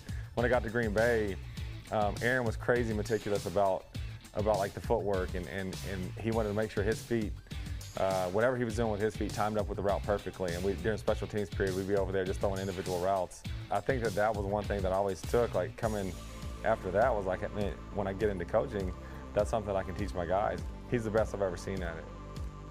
Head coach Keith Patterson said that you have a special way of connecting with players. How have you connected so well, so quickly with these athletes? I think what it's been is just try to hold these guys to a super high standard every single day, and you know, point out when they do meet the standard and point out when they don't meet the standard, and just tell them, like, regardless of circumstances, the standard isn't going to change. And I think that's kind of been the message from day one. The key has to be is not like, oh, we played well, you know, you scored 52 points last week. Like, okay, well, like, how can we improve? How can we do better this week? And then how can we better the next week? Because if you just keep getting better, it really is a team I think can go play with anyone, anywhere in the country. And that's got to be our mindset and our mentality. And if we do, I think the sky's the limit for this crew.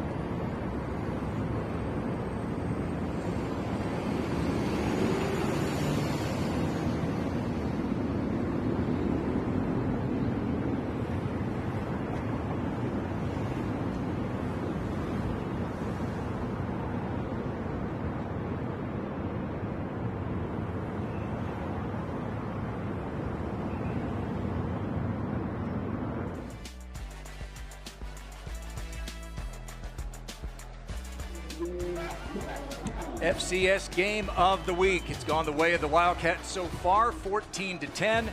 Abilene Christian leads Tarleton State. Grant Boone, Jim Reese getting ready for the second half. So, Coach, ASU wins quarter number 1. Tarleton State wins quarter number 2. And here we go for the lead in the conference. 30 more minutes at least. At least. If you're ACU's coach, you're going, really, we're lucky to be ahead because Tarleton did dominate the second quarter.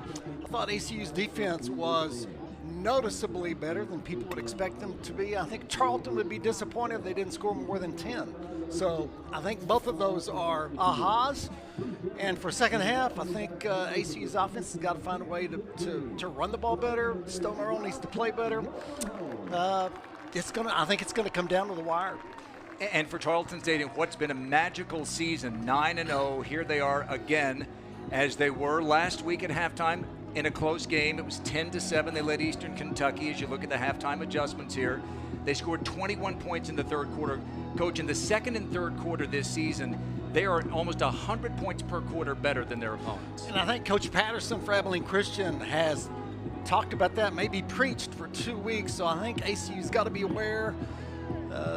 If you're ACU and trying to knock off a superpower, then you don't have turnovers in the third quarter. You can't have turnovers. Tarleton State 9-0, ASU 4-4. So those records may be a little misleading. You've got an unbeaten team in the league in Tarleton, and ASU with just the one conference loss. And so that's why this game is for first place in the UAC. Tarleton State won the toss, deferred their decision to the second half.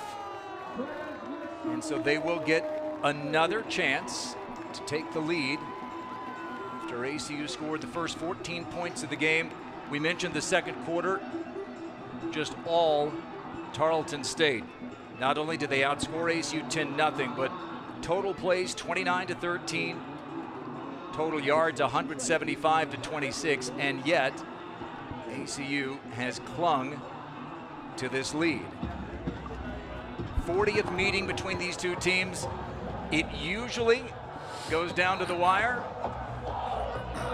And, it has all the makings of another nail biter today. Kyler Meskey kicks it off. This is returnable. And here comes Rosemond. And he's tripped up as flags come flying shy of the 15-yard line. Got to have a block in the back or a hold, it seems like, and an outstanding tackle by ACU to stop them at the 14. And let's see if Tarleton State goes back even farther here. Jeremy Tate, our referee. During the return, we have 2 fouls on the play. Holding, receiving team number 24, penalties decline. Holding, receiving team number 9 is a half the distance penalty. Okay, First take down. your pick. Which holding penalty would you like? And ACU, well, other than taking the ball away, could hardly have had a better start after the great tackle.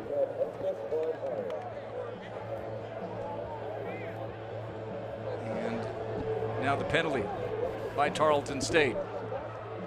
Ball at the 7-yard line. Zach Halen was the special teams star on that play for ACU. Victor Gabalis and the Texans backed up. He had an 87-yard drive earlier. Over the middle, wide open. And did he hang on? Yes! Cody Jackson. And they're immediately out of the shadow of their goal line. Gabalis to Jackson. Great catch. Cornerbacks got to play inside if you're ACU. I don't understand that. 32-yard pickup and a 1st and 10. I think they may review this. Wes Burge The previous is the replay official. of a completed catch is under review. Just wanting to make sure Timeout that on the Jackson field. hung on. It's an enormous play. And again, that slow-mo look. It was close, but I never saw the ball shake free of that right hand. Replay early in the third quarter. Back in a moment.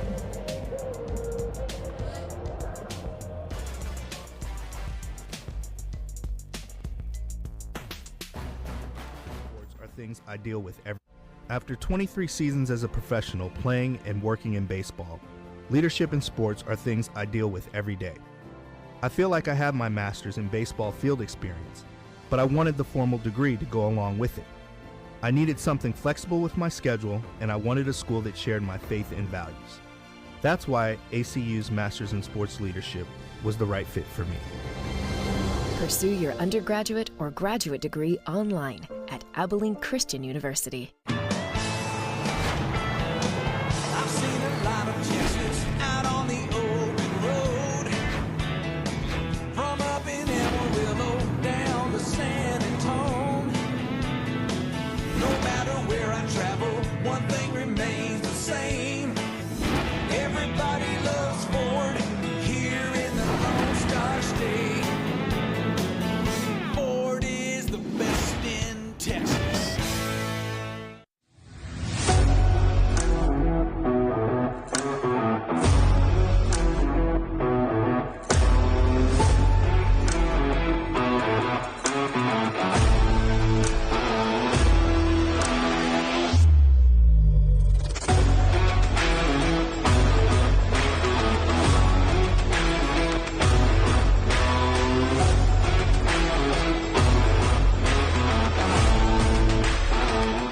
Of all the places in the world, legends live right here in Abilene, Texas. At Wesley Court, our seniors shaped this community we're proud to call home. At Abilene Christian University, the next generation carries those values forward. Together, Wesley Court and ACU show the world what Abilene is made of: small town spirit, big hearts, and a legacy that lasts. Because legends live here.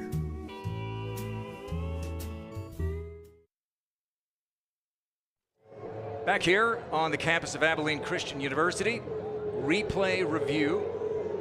And Jeremy Tate is going to give us the verdict on a catch by Cody Jackson. Ruled a catch.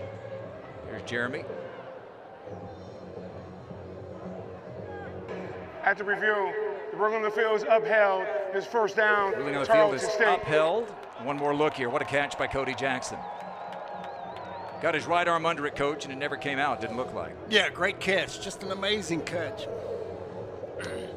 So from the 7 out to the 39, 32-yard gain from Gabalis to Cody Jackson. Jackson had 3 catches for 85 yards and a touchdown last year when these two teams met in November. It was the last game of the conference season.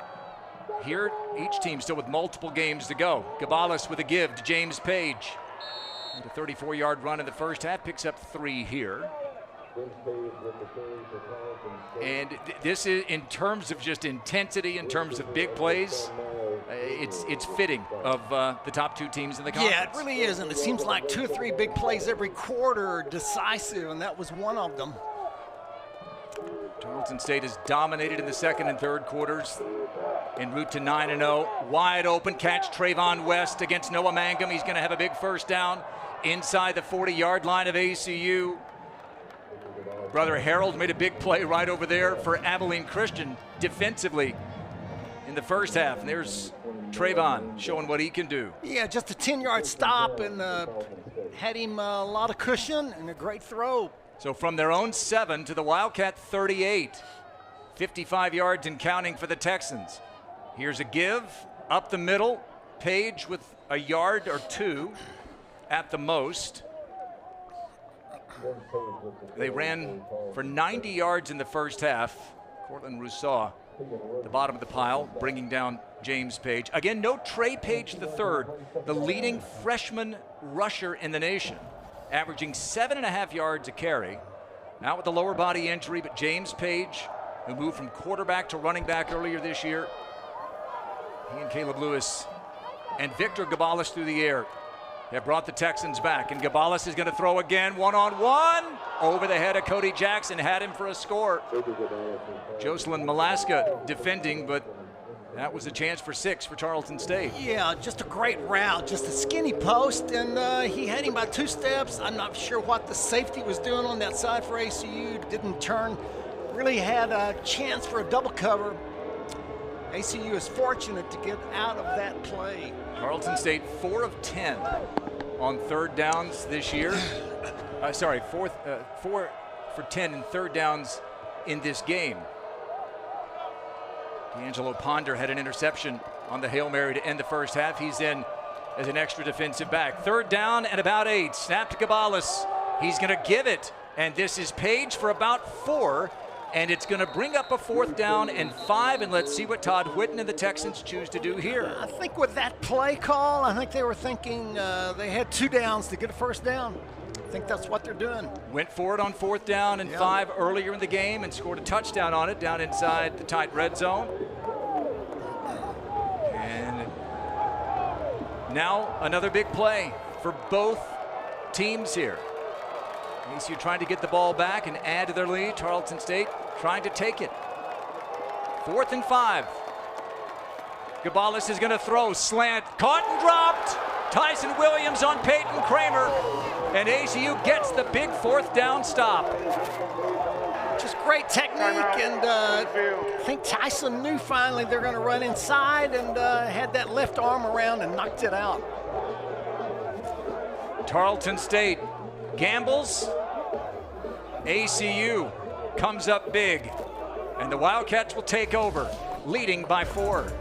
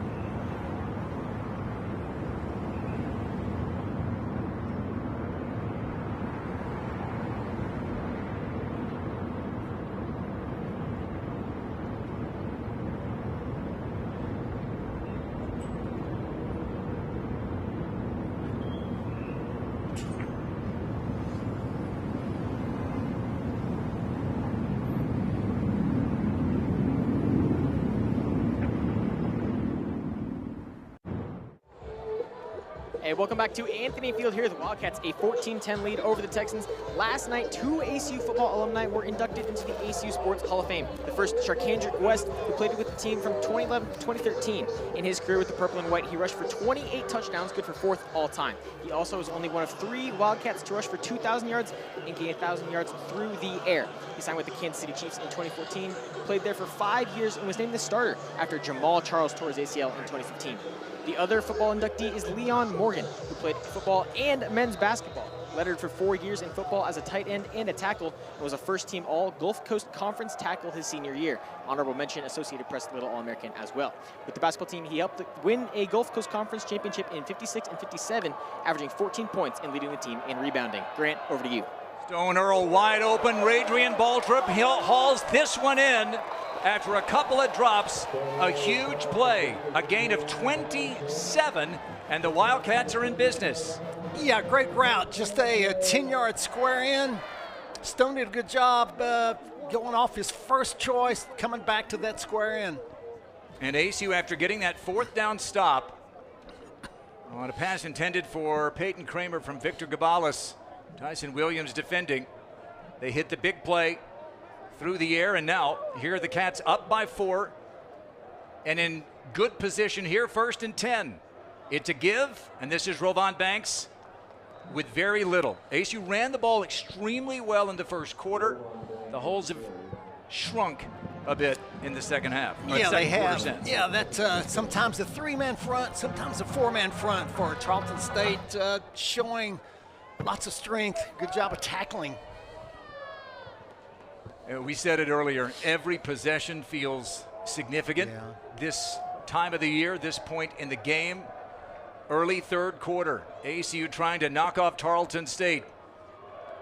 Here's Earl on play action, dumps it off. That's Eddie Henry with one blocker and dives forward inside the 35. Let's see where they mark his foot. He stayed in bounds, he got about 7. And now you got 3rd down and 3 coming up. Yeah, maybe 2 downs to get a 1st down if you're ACU, and it was an unusual screen to the tight end, really well executed. Cornerback and safety did a good job to keep that from going for 10 more. Stone Earl with his offensive coordinator, Graham Harrell, talking to him in the headset. You didn't have Ted sitting in your headset, and you were probably glad in your helmet. We didn't have him in the helmet. We did. He was in our heads. You could hear him. He was in our heads. In He had your a great head. voice. One of the great offensive coordinators in ACU history. Here's Earl on 3rd and 3. Big play. He wants to go for it all. Deep. Caught. And touchdown. They're going to mark him at the 1. Down. That's right. I thought Dallas Dudley may have rolled over the defender, but that's the 2 biggest plays through the air this game have come on this drive. Yeah, just a go route, vertical route, had him by 2 steps. Perfect throw by Stone Earl. They go hurry up here. Earl with a give to Banks. Touchdown. He's in for the touchdown, and just like that, ACU stops the Tarleton State momentum and regains control. It's 20-10. They get the 4th down stop, and then lickety-split come the Wildcats down for 6 more. Well, I don't think either one of us expected that to happen, especially that quickly. Great job defensively, and then ACU showed the ability to run and throw again. Brandon Perez, first-year kicker for ACU. On to try to make it 21-10. Only missed 1 all year. True there. One more look here. Does this play call tell you that they were going to go for it on 4th down? I think so, because this is either touchdown or incomplete.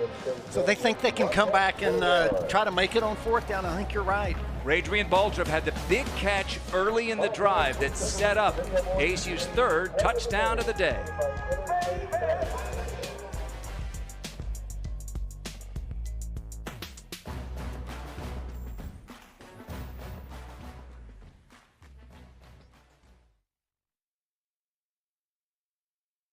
Something about hard work. Growing up in a blue-collar family, I learned the value of work ethic from an early age. My father was a mechanic, and my mother worked a graveyard shift to make ends meet. Through grit and determination, I became the first in my family to graduate college.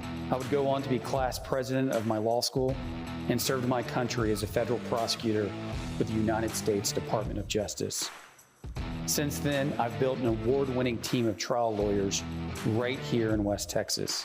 If you've been in an auto accident or you've been injured, give us a call today and we'll make them pay.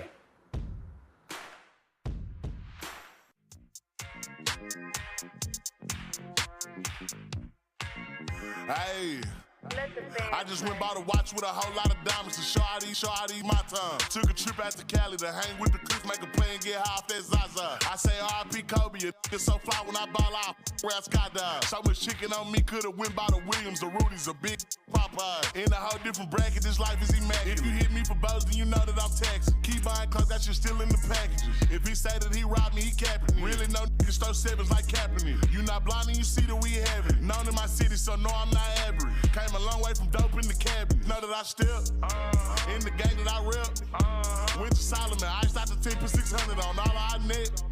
Paid it full like Mitch. My son's journey with speech sparked my interest in getting a degree. ACU was perfect. The faith-based approach and practical experience. Then came the unexpected, a breast cancer diagnosis. ACU's support, the love and real help during treatment was incredible. They made sure I finished my degree. Now, cancer-free, I love my new career, helping kids find their voice and truly living my best life. Pursue your undergraduate or graduate degree online at Abilene Christian University.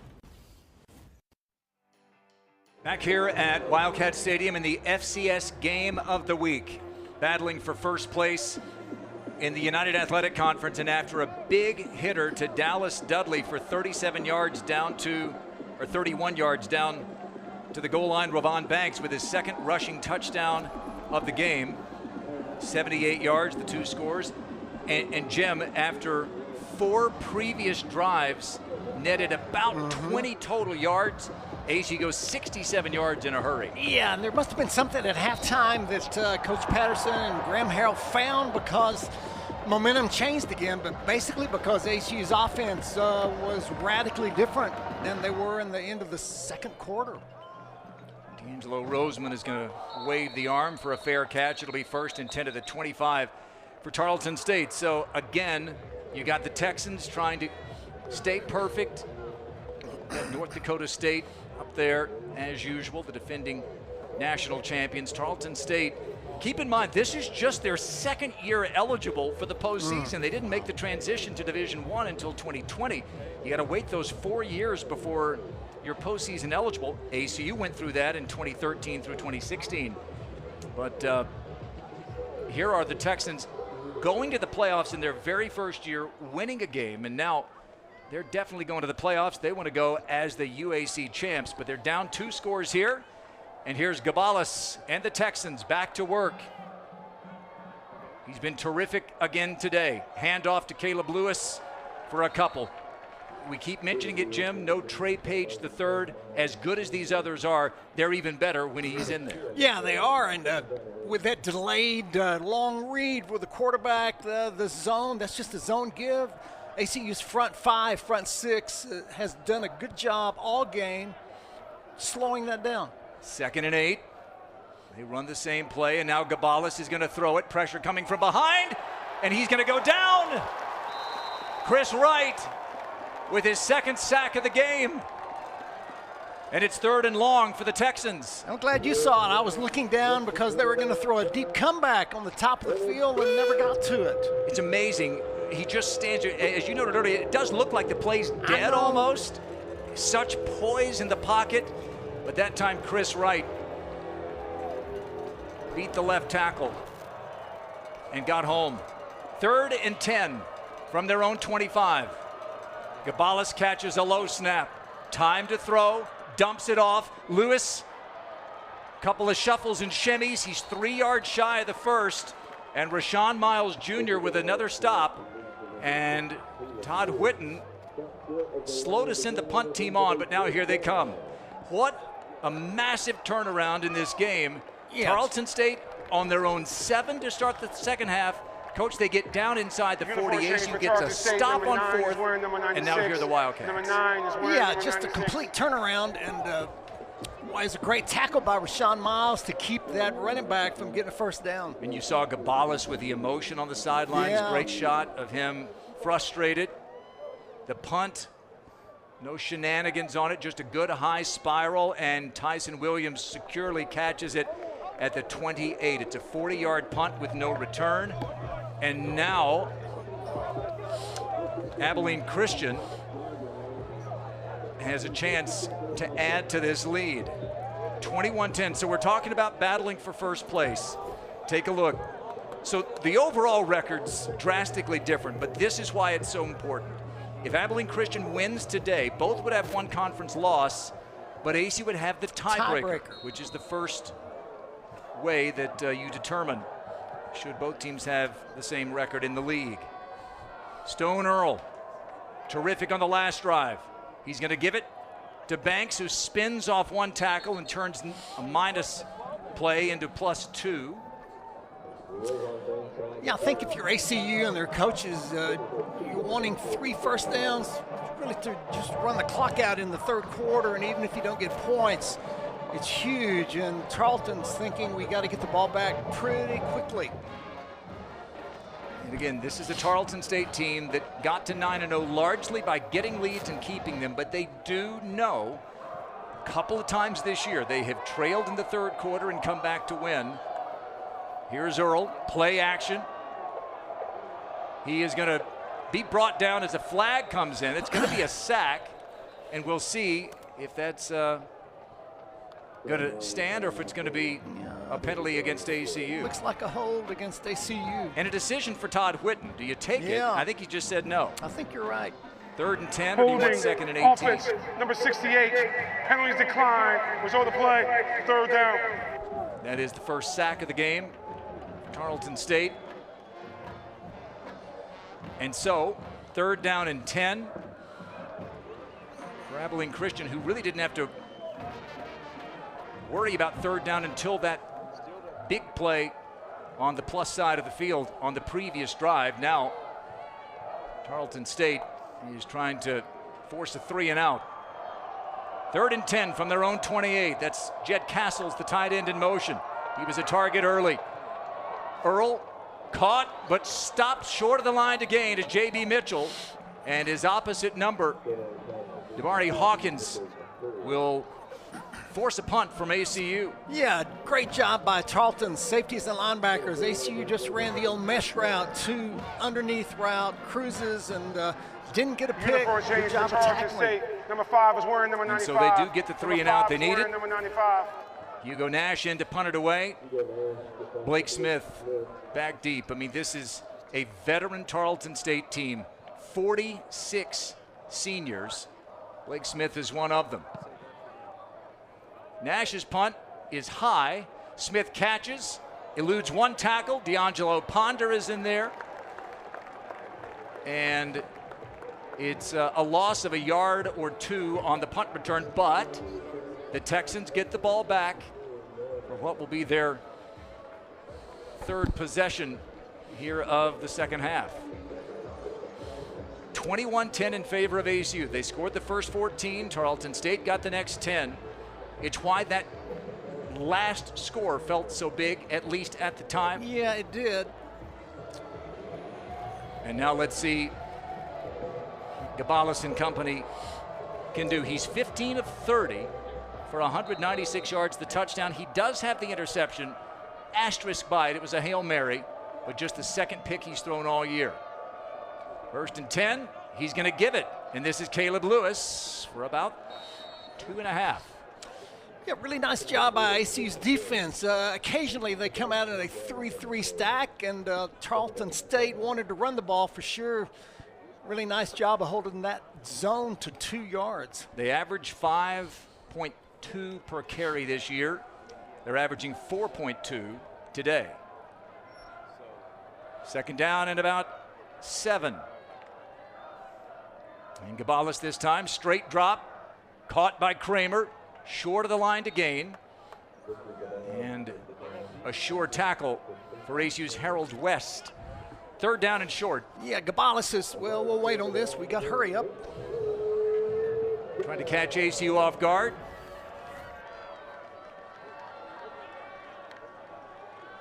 And it's a give, and it's Lewis for a 1st down, plus a couple. 1st and 10 at the 41-yard line, under 5 minutes to go, 3rd quarter. Yeah, one of the most unusual things is to watch Victor Gabalis after the zone give. He gets in front and tries to lead block, and I don't advise that for a quarterback that's great and a good thrower and not very fast. 1st and 10, new set of downs here for the Texans.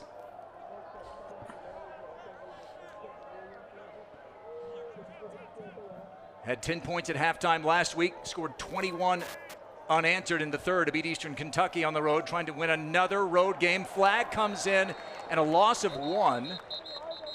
The center official blew the whistle. It is holding now. Keith Patterson immediately said, I want to go back. So 1st and 20 instead of 2nd and 10. You like that early? Yeah, playing field position. I think that's smart. If it was going to be 3rd and 10 rather than 2nd and 10, right. maybe. Yeah. Well, we saw Todd Whitten earlier give up a 2nd and 18 and take a 3rd and 10. Yeah, it worked. 5-yard penalty certainly declined. So it is a 10-yard penalty for holding.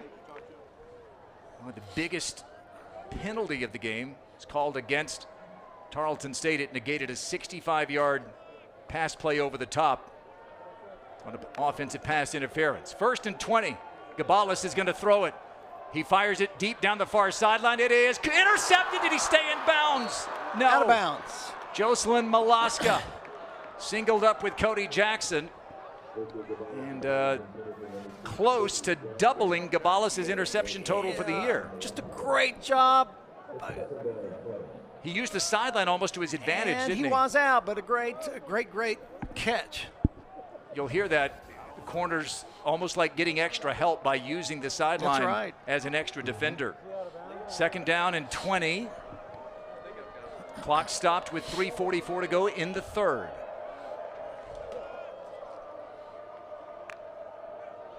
Gabalis straight drop this time. Steps up in the pocket and plenty of room. This is Fanua one-on-one. He slows him down a little before Will Schaefer can usher him out of bounds. It's a gain of 6.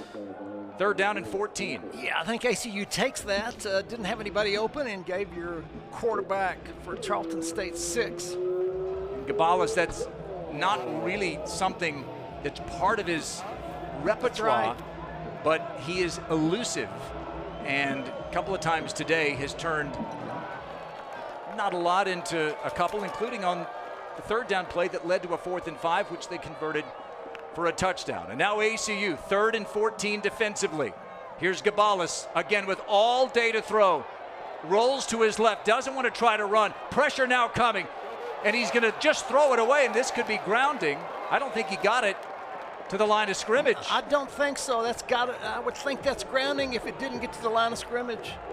Portland Rousseau was chasing him. Close. And there's the flag. Yep. It takes the grounding. Offense number 11. So quarterback was outside the tackle enormous box, penalties ball, by Tarleton Take it back State. to the line of scrimmage. And This is you a loss credit down, Gabalis for and not it's by the foul. wanting to 4th down. to just try to get a couple. He wants the home run ball here. But this is when he finally sees Rousseau and he just tries to get rid of it. An unusual defense. ACU is playing 5 under, everybody playing man-to-man instead of 2 deep. They had 3 deep, so they rushed 3 and dropped 8. Just kind of a typical prevent, your nickel or dime defense, and Gabalis could not find anybody open. He was stretching out there on the sidelines. We saw that close-up of him. Hopefully he's okay. He ran a long way there. ACU figures to get decent field position. This is a mile in the air, and Williams fumbled it, but the flag comes in. I think it might be. The call looks like it's going to be catch interference, as Williams was knifing his way through all the bodies. I mean, that was a mile in the air. Monster kick high. It definitely was touched by Williams and recovered by Tarleton State. Interference with the opportunity to catch a kick. Kicking team number 96. Well, instead of a penalty from turnover, the spot of the foul. It's a it first is down. a 15-yard Abilene penalty, Christian. which is going to move the ball onto the Tarleton side of the field. And with 2:49 to go in the 3rd quarter, Abilene Christian is going to have a great chance to extend their lead. Take one more look here. Yeah, 3 guys right there by him. I think one definitely did interfere. Yeah, you could have maybe picked a couple who were in there. Well, Coach, I go back to the first half. ASU led 14-0, had the ball 1st and 10 on the plus side of the field after a punt. Went 3 and out, and Tarleton State really went to work after that. Here for the Wildcats, another chance to make this a 3-score lead. It's play action. Earl wants to go deep, near far sideline rather. Sliding catch by Dudley, stays in bounds inside the 30, and that is a gain of about 14. Yeah, maybe Stone's best throw of the game. It was a deep, deep comeback, and they did it off of bootleg action, so he had plenty of protection. Great throw. So you think about this, a touchdown for ASU on this possession, if they can, well, even if they don't get the extra point, a touchdown on this possession makes it a 3-score lead. It would make things really tough on the Texans. Snap to Earl, it's a give, and cutting through is Wilson to the 20, to the 15. E.J. Wilson is inside the 10, and ACU is in business. Yeah, just a simple zone, and the offensive line just destroyed the front three. And this third quarter, which has been the domain of Tarleton State all season long, outscoring their opponents literally by 100 points, 123-23. Now they are on their heels, and they need what they've had all season long, better than anyone in all of college football. They need a takeaway.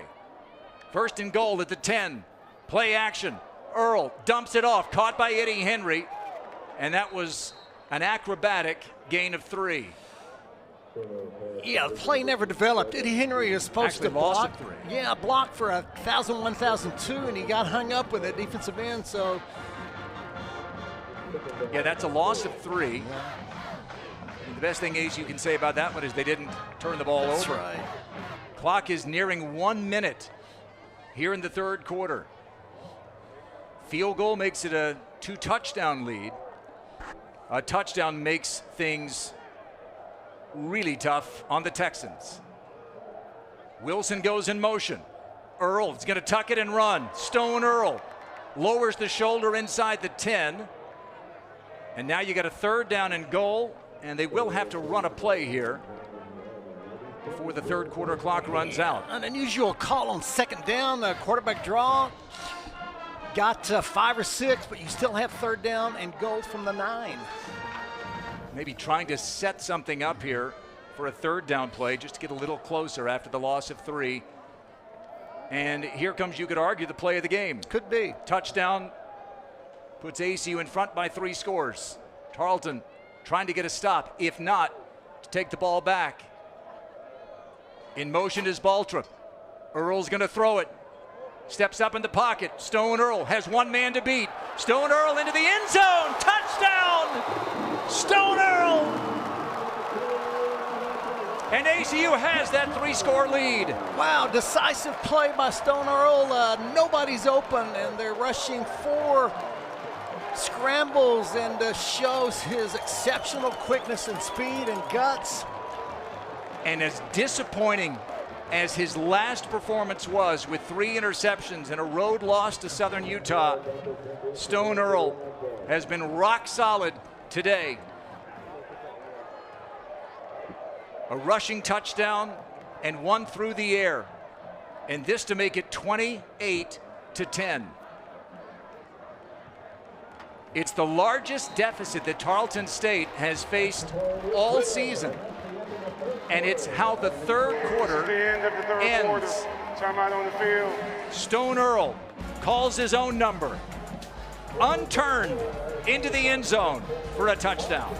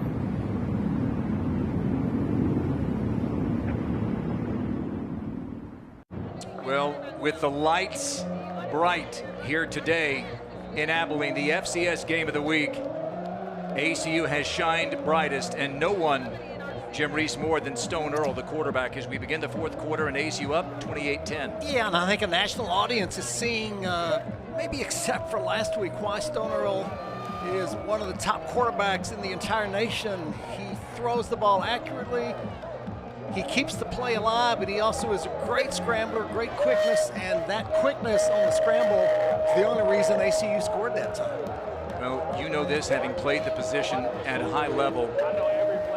It's a humbling game. ACU was riding high. Things looked good. They'd gotten a big win at West Georgia a couple of weeks ago. Then they go to Southern Utah, and Earl had his worst game of the season. The Wildcats lost, but now he's been brilliant. As Roseman breaks free, and it was Hugo Nash who slowed him up.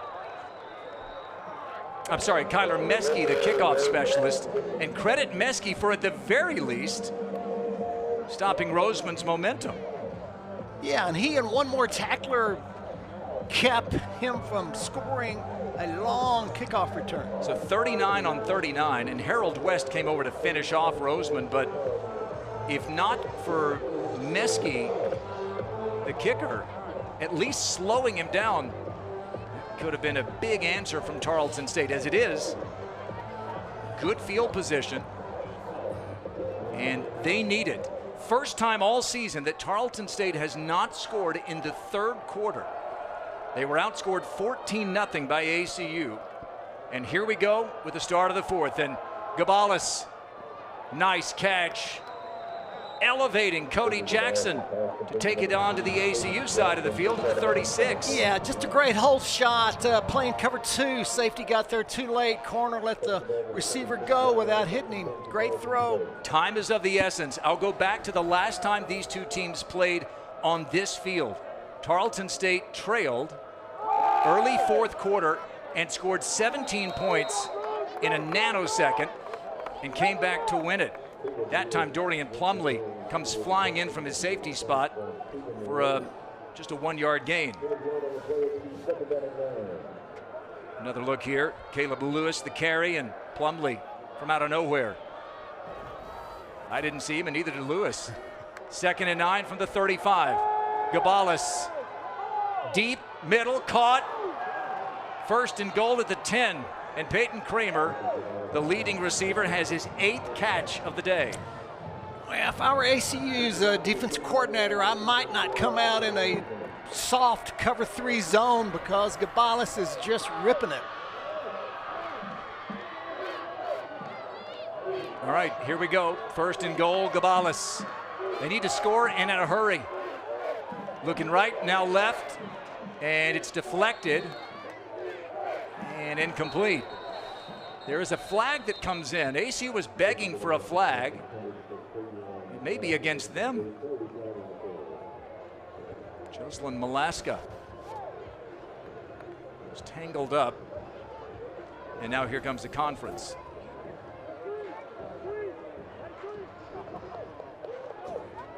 Malaska, the transfer from Oklahoma.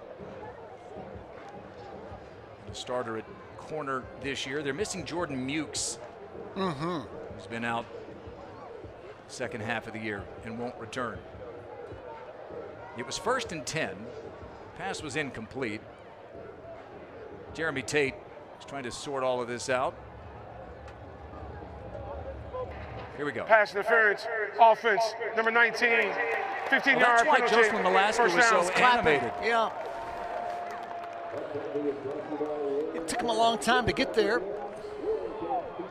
Yeah, and that's Trayvon West, 19 over there. You see Malaska saying he's basically keeping me from making a play on the ball. Neither one of those receivers on that side were trying to get open. They were both blocking. Just a busted concept. How many times do you see offensive pass interference? It's not a common foul, but twice now. Twice, yeah. Tarleton State's been dinged for it, and instead of 1st and goal at the 10, it's 1st and goal at the 25. Wow. In a game they trail by 18. Gabalis standing, throwing in the end zone for Jackson, caught, touchdown, no problem. They quickly respond, and Cody Jackson singled up with Noah Mangum brings it in, and that was a very rapid response from Tarleton State, and they're going to go for 2 here to try to make this a 10-point game. Yeah, great throw. Cornerbacks pressing and didn't do a very good job of that. Great throw by Victor Gabalis. And now, we haven't seen Daniel Greek, the backup quarterback, but we really haven't seen very many goal line situations. Yeah. Greek has been so valuable. Liberty Christian graduate, Mississippi State, and he was so important filling in when Gabalis got hurt against Chattanooga earlier this year, missed a couple of games. Greek kept them perfect. So here we go, going for 2. Hearn, the tight end, in motion. Gabalis wants to throw over the middle, caught. Thierry Young makes it a 10-point game, 28-18. And the number 2 team in the nation is not done yet. No. Victor Gabalis leads Tarleton State downfield for a quick touchdown. Now ACU has a chance to answer themselves. You trusted us to be a part of your life's greatest joys, to walk with you through your deepest sorrows. We are committed to serving you and your loved ones, our patients, and our community. With every service and every building are to bring better care to our home in Texas. Thank you. Thank you. Thank you. Gracias. Thank you. Thank you. Thank you. Thank you. Thank you. Thank you for trusting Hendrick Health with your care for 100 years.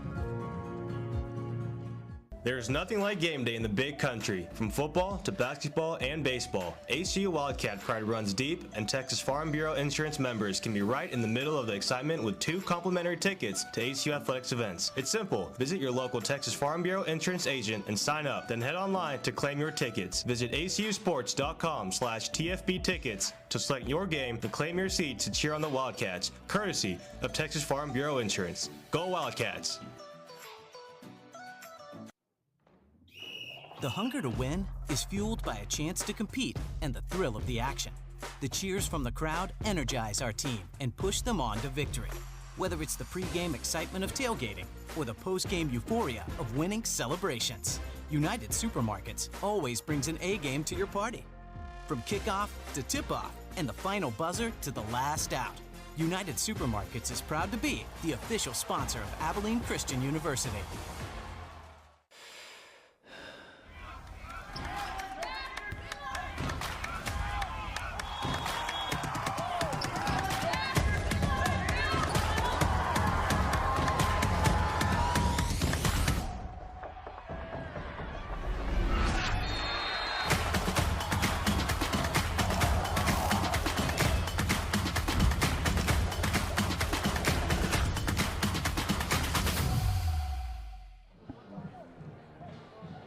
Back here, homecoming in Abilene, Texas. It's ACU and Tarleton State. They don't do blowouts. It's I don't think it's always possible. down to the wire. Yeah. And ACU, despite leading 28-10, has just seen Tarleton State quickly cut it to 10. And I think we knew why Tarleton is 9-0, and we also know why nobody in the stadium was breathing easily if you're an ACU fan. Just a great drive. Gabalis was at his best. He's now thrown for 274 yards, a couple of scores. And when his team really needed it, Gabalis delivered. And those receivers were outstanding as well. Cody Jackson, 7 catches for 134 yards and a score. Corbin Poston will kick it off. This is returnable for J.J. Henry from the 5. Henry straight up the middle. He'll get about where a touchback would have taken them. And so this was, remember, after an offensive pass interference made it 1st and goal at the 25. Gabalis said, no problem. No big deal. He hit Cody Jackson on that 1st and goal from the 25. And now here comes Stone Earl, who's been outstanding today, especially in the second half, throwing and running. But with 13:20 to play in the game. It's still there for the taking. The game and the conference lead. Low snap. Earl has it. Rolls to his right. Time to throw. Time to run if he wants. He finds Castles instead, who can't bring it in. On his hands, but a drop. And instead of a gain of 15, it's a 2nd and 10. Yeah, great scramble by Stone Earl. Castles doesn't do that very often. Right in his hands. The senior. And that's the 4th drop of the game by ACU receivers. 1 resulted in an interception for Tarleton State. 2nd down and 10 from their own 24. Earl with a give. Banks, very little, maybe 3. Again, neither team has its starting tailback. Jordan Vaughn is out for ACU. Trey Page III for Tarleton State. And now a 3rd down and 7. And it feels momentous. Yeah, it's a huge 3rd down and 7. ACU wants to hold the ball for 6 minutes, and Tarleton wants to get it back right now. Mentioned that game 2 years ago on this field. ACU led 30-14 early 4th quarter. Tarleton State scored 17 points in the next 4 minutes to take the lead, and they won it 31-30. Here it's 3rd and 7. Earl against a 4-man rush. Fires it deep downfield for Baltrup, too long. And it's a 3 and out for the ACU offense. An enormous drop on that 1st down throw. And the Wildcats will have to punt it away. Yeah, not the series ACU wanted or needed, and a great stop by Tarleton State. Tarleton State uniform certainly change. Number 5 is definitely now in the wearing game. number 95. Number 5 is wearing Nash. number 95. Back in the game, there's Radrian Baltrup. He's had a tough day, answered it with a big catch. Now Nash with Blake Smith back deep.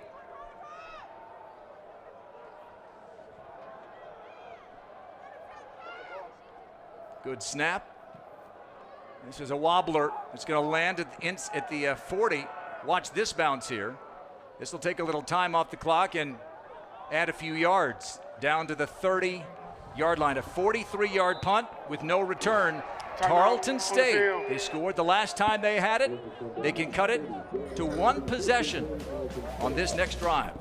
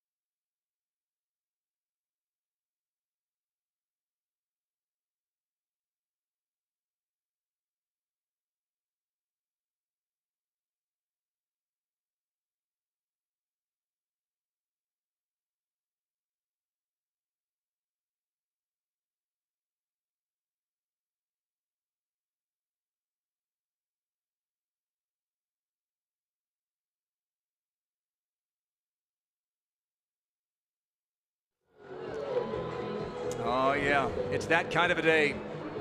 All the pomp, pageantry, homecoming at Abilene Christian.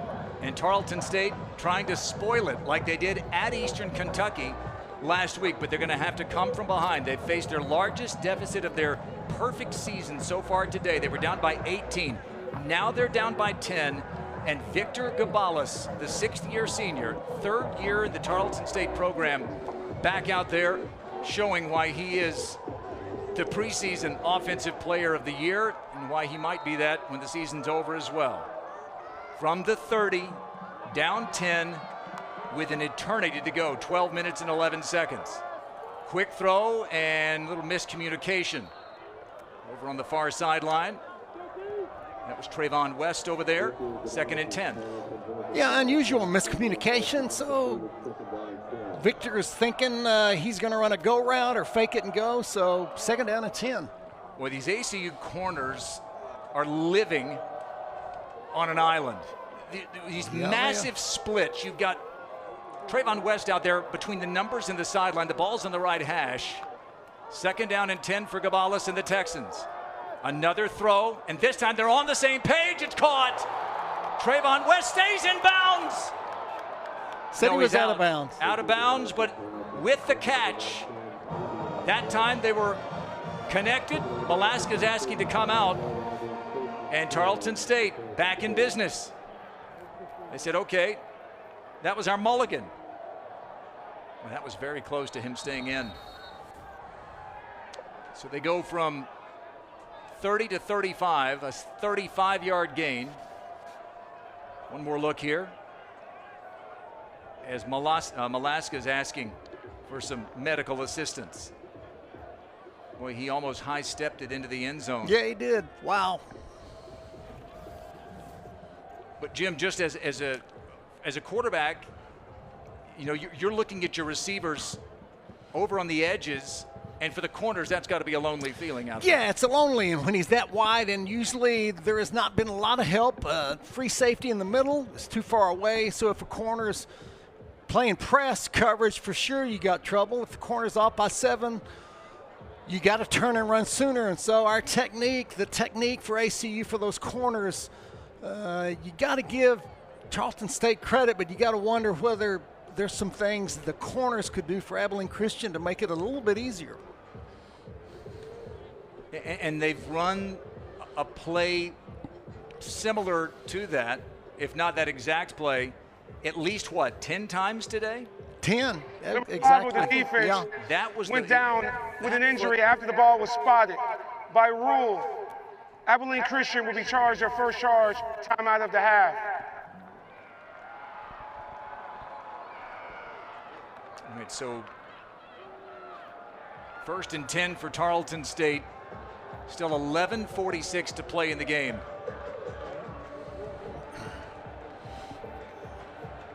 And that becomes a timeout for ACU because of the new rules trying to prevent teams from faking it. Yeah, from feigning injury. So here is Tarleton State again. Needed just a few plays to score on the previous possession. And now in good position again from the 35 of ACU. It's a give, and here's Caleb Lewis for about 5. Hard to believe that this team has only turned the ball over in 675 plays. I'm not even going to count the Hail Mary. No. 4 turnovers in about 600, nearly 700 plays That's this just year. not done. No. As much as you're running the ball, you're running the mesh. 2nd and 5, down by 10. And pressure coming! And up the middle, like a rocket shot, comes Rashawn Miles. Zion Fanua there as well. Wow, ACU brought pressure and had a call blitz by Rashawn right up the middle. They got sacks on both of the offensive players. Yeah. Well, you were calling for it earlier. In the break, actually, you said you wonder if ACU is going to try to put a little. The only sacks ACU's gotten on Gabalis, you were noting, those were coverage sacks. That's right. Really. That's right. One of the first times he's been under duress early. Now 3rd and 11. Fanua hustles back on to the field. And Keith Patterson is livid. They're going to have to burn their 2nd timeout Second charge. Yeah, he is not timeout happy. Of the half. Abilene Christian, timeout on the field. All right, so an enormous 3rd down and 11 coming up for Tarleton State. On the verge of field goal range, they want 6. Back in a moment.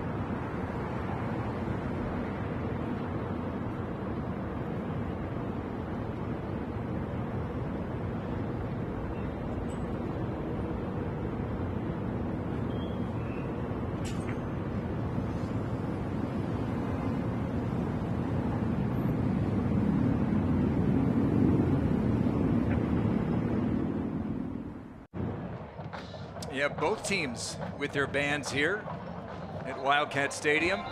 Just 100 miles away from Stephenville. Take a look at around the United Athletic Conference.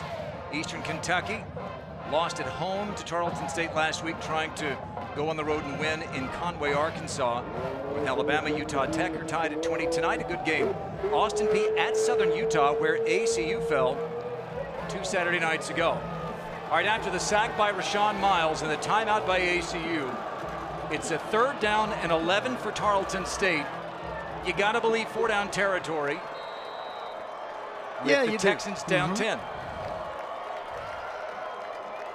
Gabalis, the 6th-year senior, takes a low snap, dumps it off. Lewis has some room, but he's ankle tackled out there by Rashawn Miles Jr., has been the defensive player of the game. That was not a good play. That was a great play. Had somebody blocking him on the slip screen and got through it and made a, with one hand, shoestring tackle. So a sack and then a tackle for loss. And now the task gets that much more challenging for Tarleton State. They got to go for it with 10 minutes to play, down 10, 4th down and 14. They've got to get to the ASU 25-yard line. 4 receivers. Kramer goes in motion. Here's Gabalis. Time to throw. Plants, fires, caught, but stopped. Shy of the line to gain as a flag comes in late. And I think it's going to be against ACU, a hold against the Wildcats. It is, and a 1st down for Tarleton State. Wow, what a penalty. Prior to the pass, holding, defense number 3. The 10-yard penalty for the previous spot includes an automatic 1st down. Hold. Can't really see it there. Late flag thrown. And it's a 1st and 10 at the 29 for Tarleton State. ASU thought they had the stop. Instead, new life for the Texans with 9:40 to go, down by 10.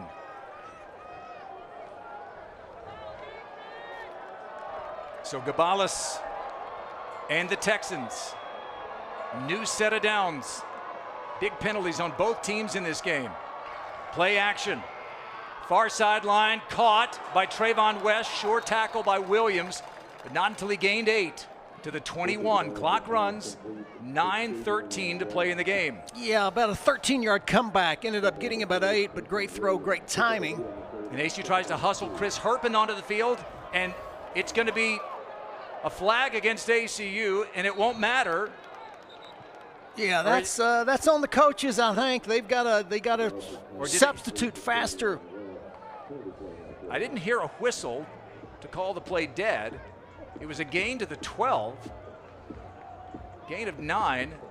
So unless the play was stopped, Tarleton State will take the result of the play. And I don't think Keith Patterson called a timeout. No. But we'll see. We have fouls, about 2 fouls in the play, both on the defense.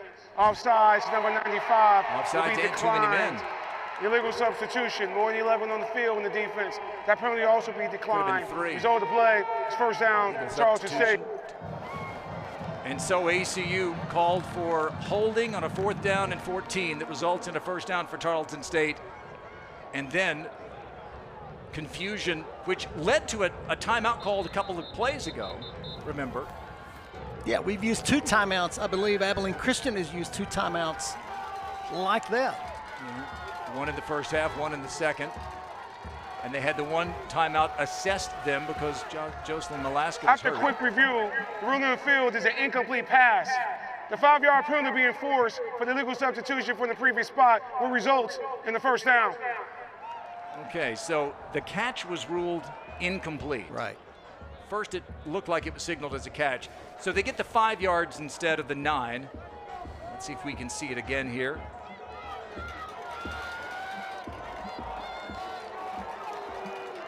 Don't understand that. Well, that was the previous play, I Okay, believe. thank you. I think that's right. Otherwise, that was the 8-yard gain. Gotcha. 1st and 10. Under 9 minutes to play, and Tarleton State down 18 at one point. Is driving to make this a 1-possession game, and the confusion continues among the officiating crew.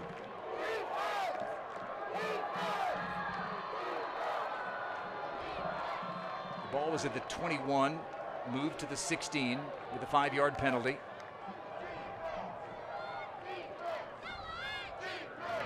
The previous play is under review to review the spot of the football. Goodness gracious. Well, this thing is ground to a halt and interrupted what's been just an incredible back and forth game. So Jim, we go back and we say Abilene Christian 14-0 in the first quarter. Second quarter, all Tarleton State 10-zip.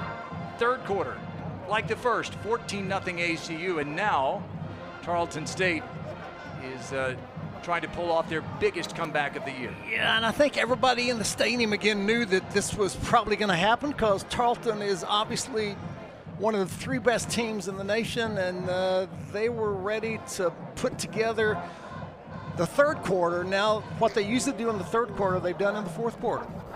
And that was a look again at that play that's under review currently.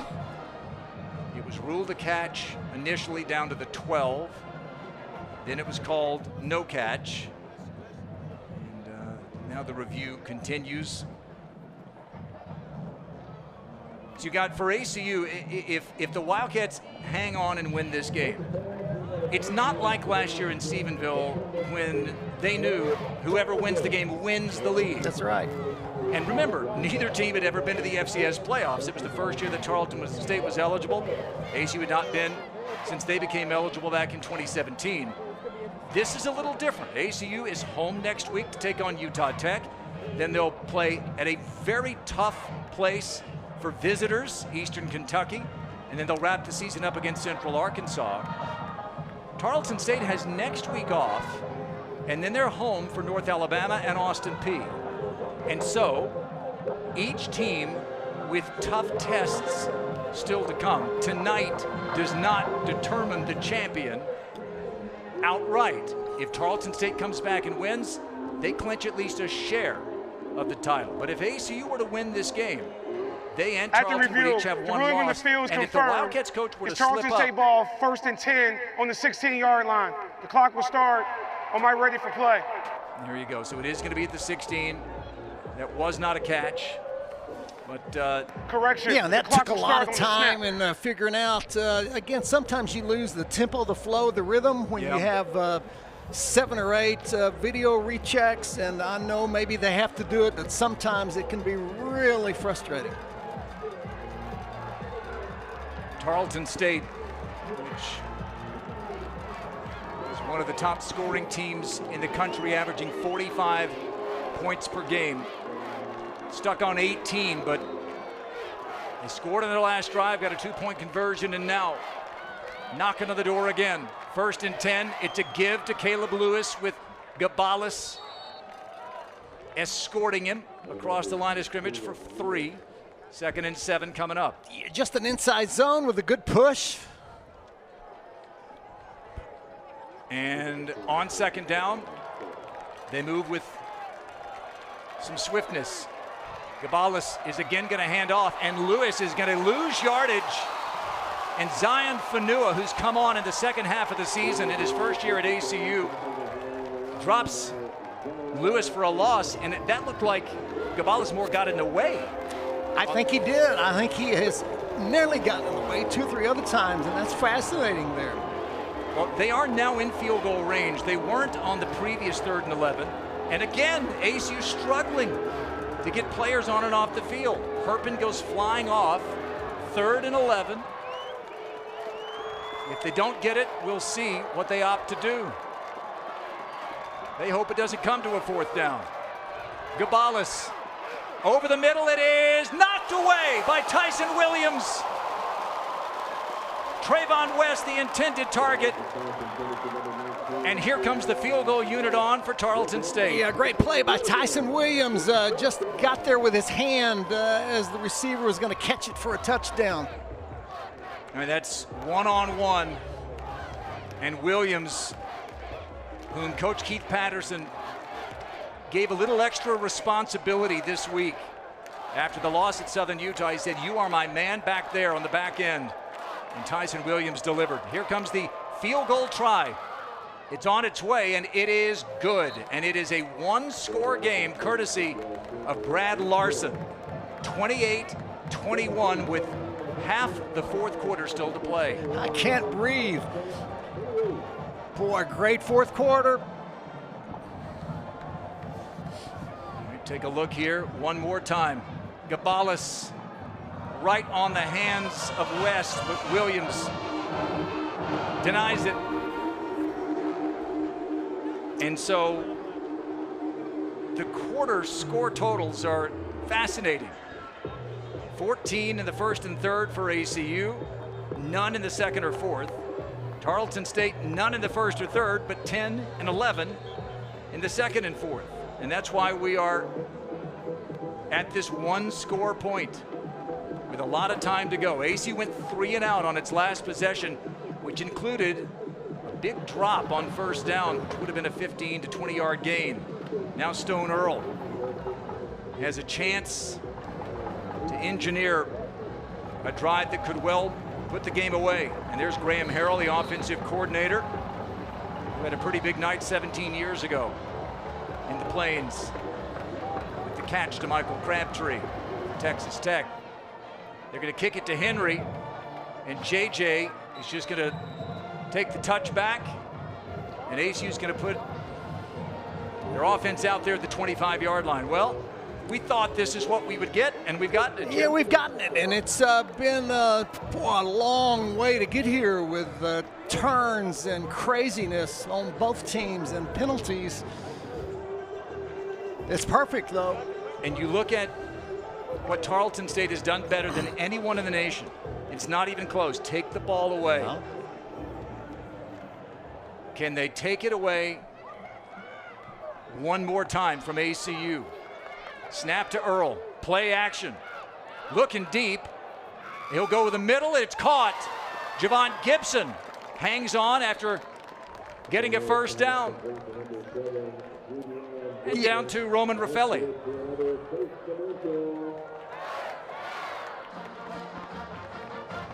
Roman, we'll get back to you in just a sec.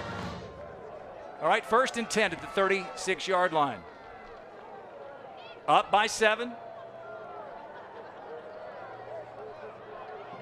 And after a drop on the previous possession, sure-handed catch by Javon Gibson there. Eddie Henry goes in motion. It's a give to E.J. Wilson, trying to beat to the edge. He gets 5 hard-earned yards, and we go back to Roman. Coordinator for the Wildcats, Graham Harrell, his dad last night earned the Lifetime Achievement Award for ACU. It comes after over 240 career wins as a high school football head coach and a battle with multiple sclerosis in which he was able to bounce back from and eventually win another state championship. Guys, back to you.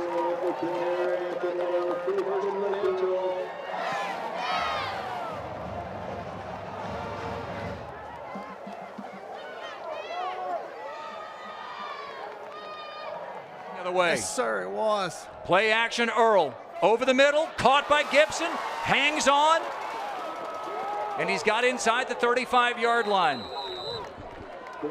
Well, you look one more time, Jim. Yeah, great job stepping up by Stone and had a deep drag. Great throw, super catch. The drive last year, inside 2 minutes, led by Maverick McIver in the ACU offense, trailing by 3. They scored with 19 seconds to go to beat Tarleton State. Nothing may ever top that drive for ACU, at least until they get into the postseason again. This is a huge one, though. Yeah, they've got to get points of some kind. Snap to Earl, give to Wilson. And again, squirting free to avoid a loss. It's a pickup of 2, and the clock runs with 5:25. They're right there on the edge of field goal range. Yeah, at the they is. I think they need to get, well, it'd be nice for ACU if you're one of those coaches to get one more first down. They give E.J. Wilson a couple. He's at 92 yards. Half of that came on one run back in the first half. Under 5 minutes to play, and ACU up by 7, trying to make it a 2-score game again. Wilson remains the tailback. Earl looks to throw. Rolls to his left. Flag thrown. Earl keeps it.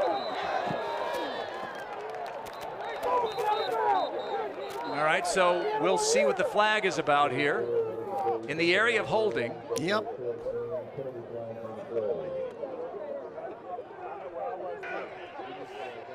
Holding, offense, number 77. 10-yard penalty. It's George French, Second down. the third. And it negates about a 5-yard gain. Yeah, and it takes them out of field goal range.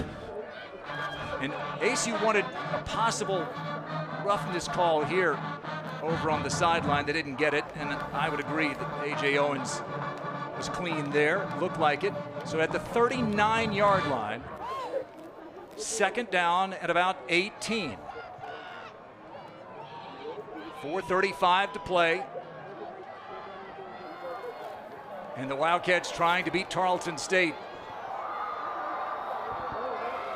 for a second straight year with the title hanging in the balance. Play action. Earl fires. Going for Mitchell. It's nearly intercepted. A flag comes in. And this could be another hold against ACU.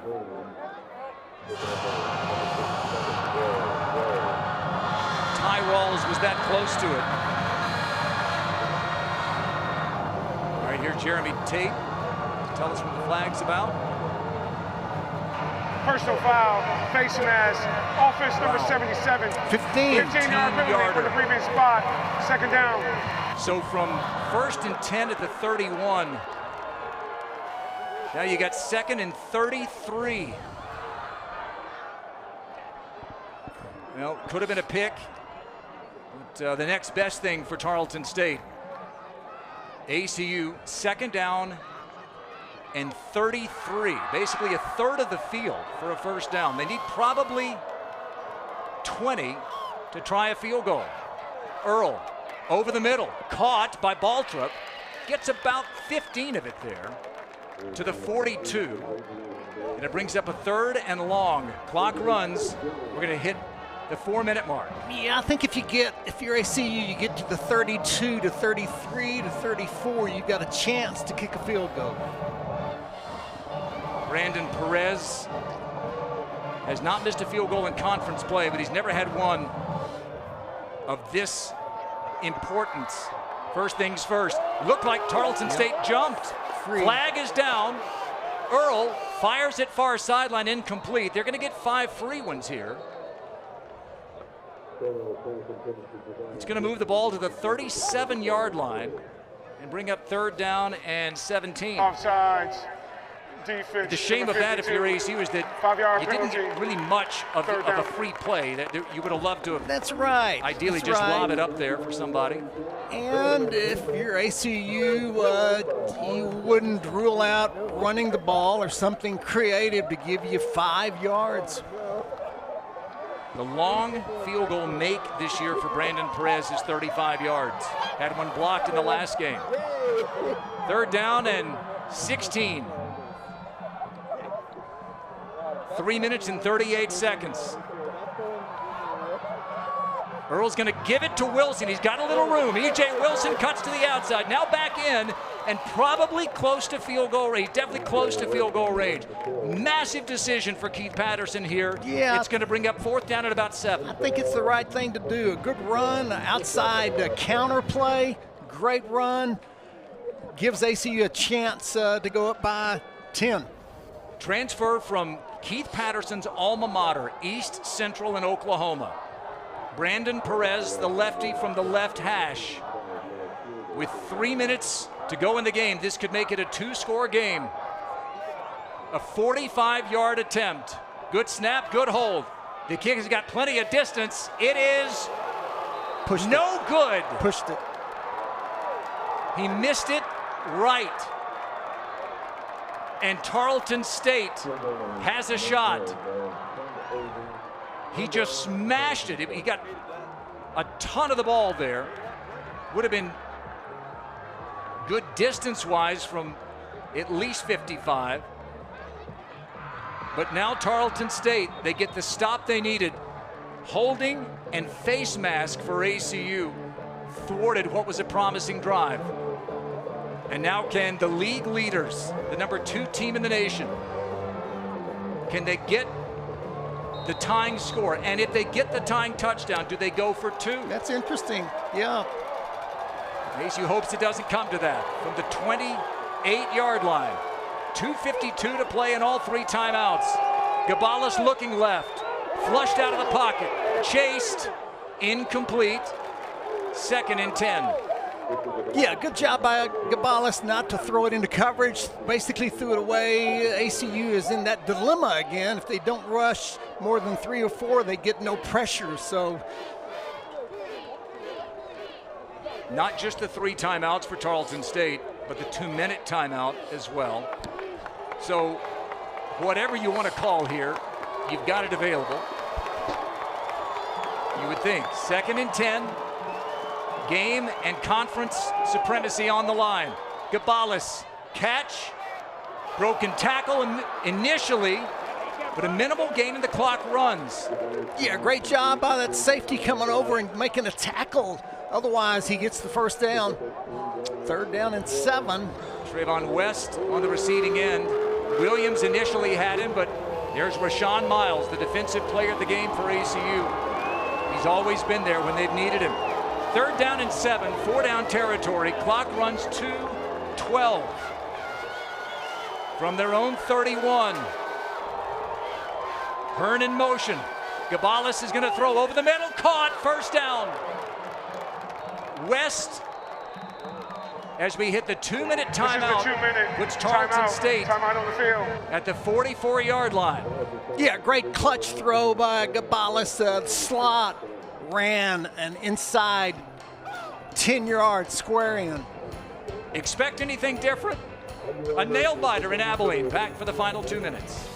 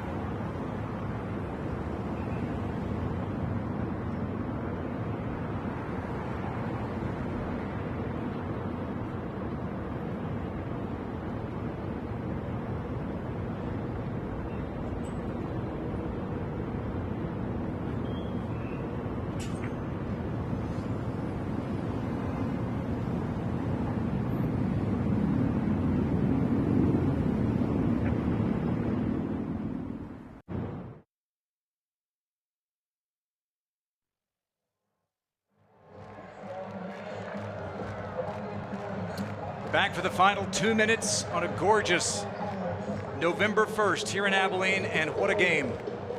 The fans haven't left. Homecoming at Abilene Christian. Grant Boone, Jim Reese, Roman Raffelli, and the team. 28-21 Abilene Christian.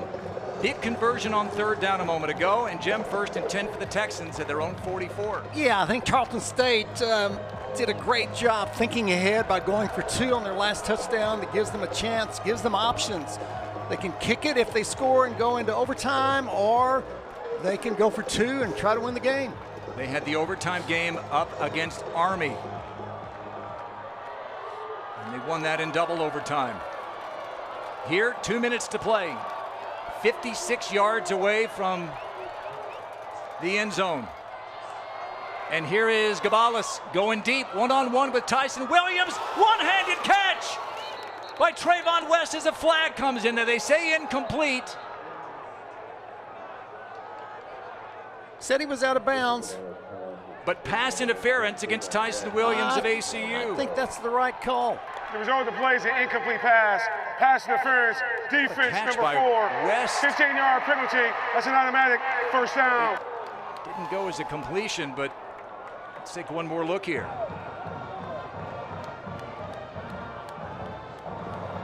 Looked like he secured it, but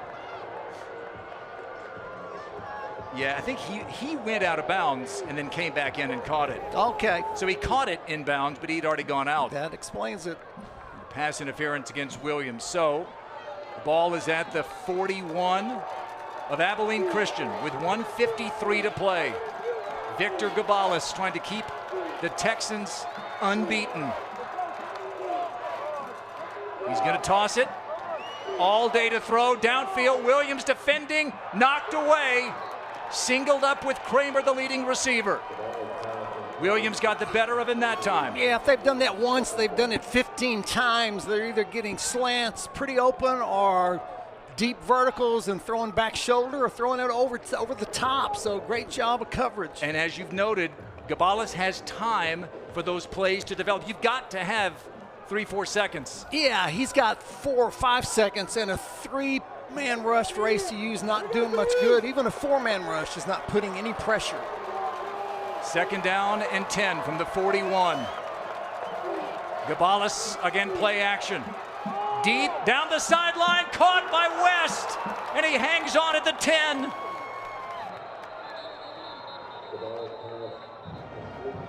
And West is down after taking a pop, but putting his team in a goal to go. He's down. Looks like he might be really down, maybe unconscious. We'll see. That is a bad sign. And a hush comes over this raucous crowd. And there's his brother Harold kneeling with him, under review, playing for ACU.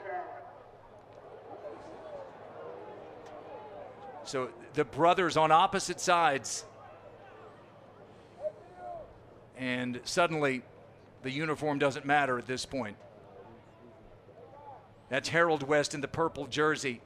And that was an immediate call for attention.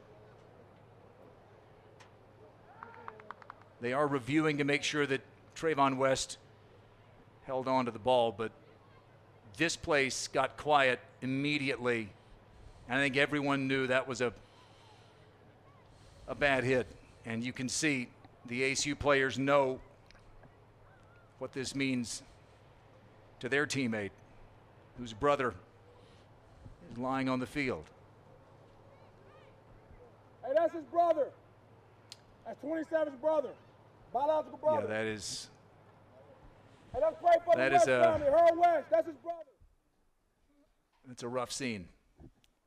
Meanwhile, what doesn't seem that important is being reviewed, and yeah, it's important in terms of records and seasons, but nothing really matters much in the scheme of things than what Harold West's brother, Trayvon, is going through at the moment.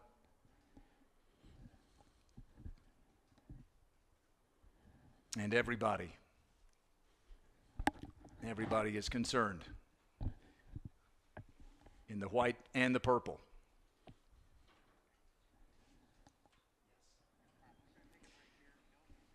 timeout on the field and say a prayer for Trayvon West. We're back in a moment.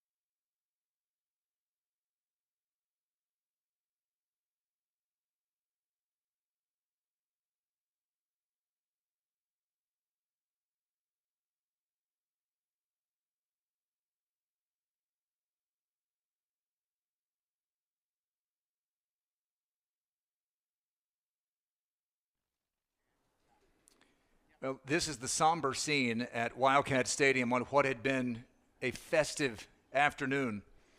ACU leads Tarleton State 28-21. You have 100 seconds to go in the game. You've got a conference lead hanging in the balance, and no one particularly cares at this exact moment. And that's because that huddle you see right there is surrounding Trayvon West, a wide receiver for Tarleton State, Fort Worth native, and that's his brother who plays defensive back for ACU, Harold West. Trayvon just took a massive hit after a huge catch, and this is the first sign of encouragement that we've seen. And there's Harold, older by a year.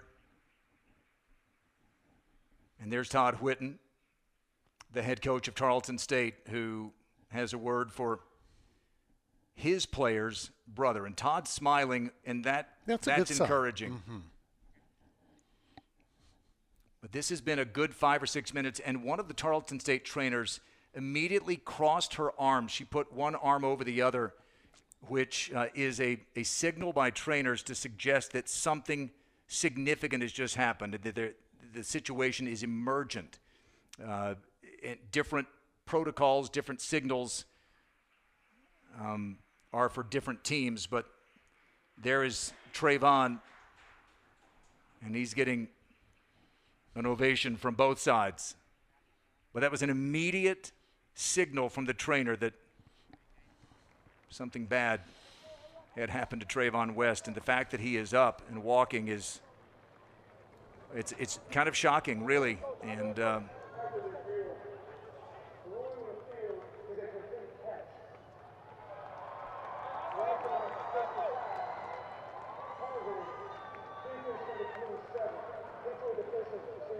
and that's Harold West called for targeting against his brother.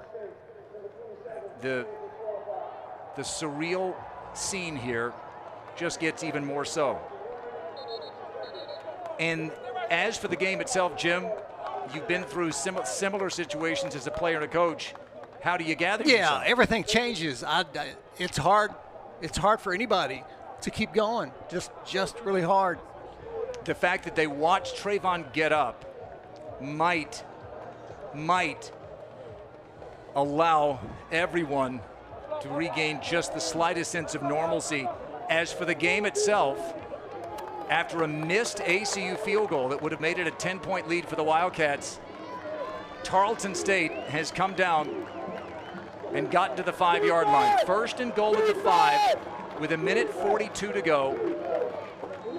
They've got to get in the end zone and then make a decision that may well have already been made. Do you go for the tie or do you go for the win? Victor Gabalis has been terrific, as he has all year. First and goal, he's going to throw it. It is knocked away by Noah Mangum. Incomplete, second and goal. Yeah, good job by Noah Mangum on that slant. Probably the 15th, 16th time Tarleton State has run a slant. You never know what's going to happen, and goodness knows we've been surprised all game. But it feels like Tarleton State is going to score, and the question is, what do they do? And now Daniel Greek, for the first time, checks in. Yeah. He's their goal line specialist, and they need something special here. Second and goal from the 5. He's going to keep it. Greek is going to be stopped short at the 1-yard line. Clock runs with 1.5 minutes to go. Third and goal at the 1. Filled in for Gabalis, middle of the season, when Victor was hurt. Got them a couple of wins and now trying to get them into the end zone here. Can ACU come up with the play defensively? From the 1, third and goal. Greek is going to keep it again, and he is close. He is in. Touchdown for the Greek. And Tarleton State within 1, and the field goal unit is immediately out, the extra point unit. 56 seconds to play. Daniel Greek, 2 runs from 5 yards out. And Tarleton State, which trailed by 18 early in the 4th quarter, is an extra point away from tying this game. ASU blocked a field goal earlier in this game. This to tie it. It is good. 28 apiece in this rivalry that seems to always come down to the last moment. But 56 seconds is some time. And a timeout for ACU. Yep. You know, kickoff is important for ACU. If it goes deep, then you're at the 25, and you have to be really efficient. Crazy ending. We mentioned this 2 years ago. Tarleton State was down 16 in the 4th quarter, scored 17 in a hurry, and won by 1. Here, down by 18, their largest deficit of the season. They've come all the way back to tie it, and now ACU, with Henry and Baltrup back there deep, hoping to get the Wildcats started here with good field position. Corbin Poston's been kicking it to the right towards Henry, away from Baltrup. We'll see what they do here. They do it again. Henry's calling for the fair catch. And ACU will start at the 25. Stone Earl, the 6th-year senior. 164 yards and a touchdown through the air today. A touchdown rushing as well. The missed field goal by Brandon Perez, the previous possession, would have likely put this game out of reach, but he may have a chance to be the last second hero here today. First place in the conference at stake. Unbeaten Tarleton State. One loss in the conference, ACU, and here we go on first down. Earl over the middle deep. Eddie Henry's got it. Midfield, breaks a tackle, and suddenly ACU is right in the thick of it. Yeah, ran just a seam route down the hash mark. Great throw by Stone Earl. Clock stops to move the chains. Now they start it again. 1st and 10. It's a give. It's Wilson for 3, maybe 4. Clock ACU runs. has got to be aware of the clock. They got to get there a little bit quicker.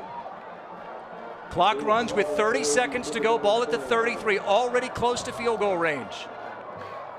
Earl looking to throw. Going deep for Dallas Dudley. It is caught and dropped. Clock stops with 22 seconds and a 3rd and 6 coming up. He gave Dudley a chance one-on-one. He nearly made a great catch. He did. 3rd down and 6. From the 33. If they don't gain another yard, but don't lose any, it'd be a 50-yard attempt. We saw Perez had the leg for 50 plus. Yes, he did. ECU doesn't want to leave it to a field goal. 3rd and 6. And it's a keeper by Earl, and he's shy of the line to gain. 30 seconds to go. I'm sorry, 14 seconds to go. And they're going to put it on the foot of Brandon Perez, I believe. They'll take it down inside 5 seconds. And a timeout taken by Keith Patterson. Well, you don't get second chances in life all the time. All the time, even in the same game you do so. Boy, 1 play left. Eddie Henry with that first down catch put them in business. Chance of redemption, and you want a kicker that has a very short memory. Sometimes that's hard to do. We'll see if Todd Whitten opts to ice Brandon Perez. 28 apiece. Tarleton State, which has scored at least 30 in every game this year, has had to come all the way back from 18 down. And here we go. Justin Duff will snap it. Hugo Nash, the punter, will hold it. And from the middle of the field, Brandon Perez can give ACU first place in the conference. And there's the timeout by Todd Whitten. Why not? Yeah, good timeout.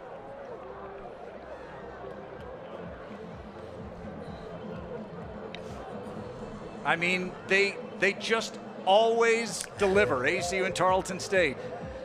Even when one team shouldn't, and I knew Tarleton State was going to find a way to come back, and ACU had a chance to put it away and couldn't do it. And then Tarleton had a typically great drive with a great quarterback, Victor Gabalis, making great play after great play. And then a couple of huge plays by ACU, and with a chance to win it on the last play.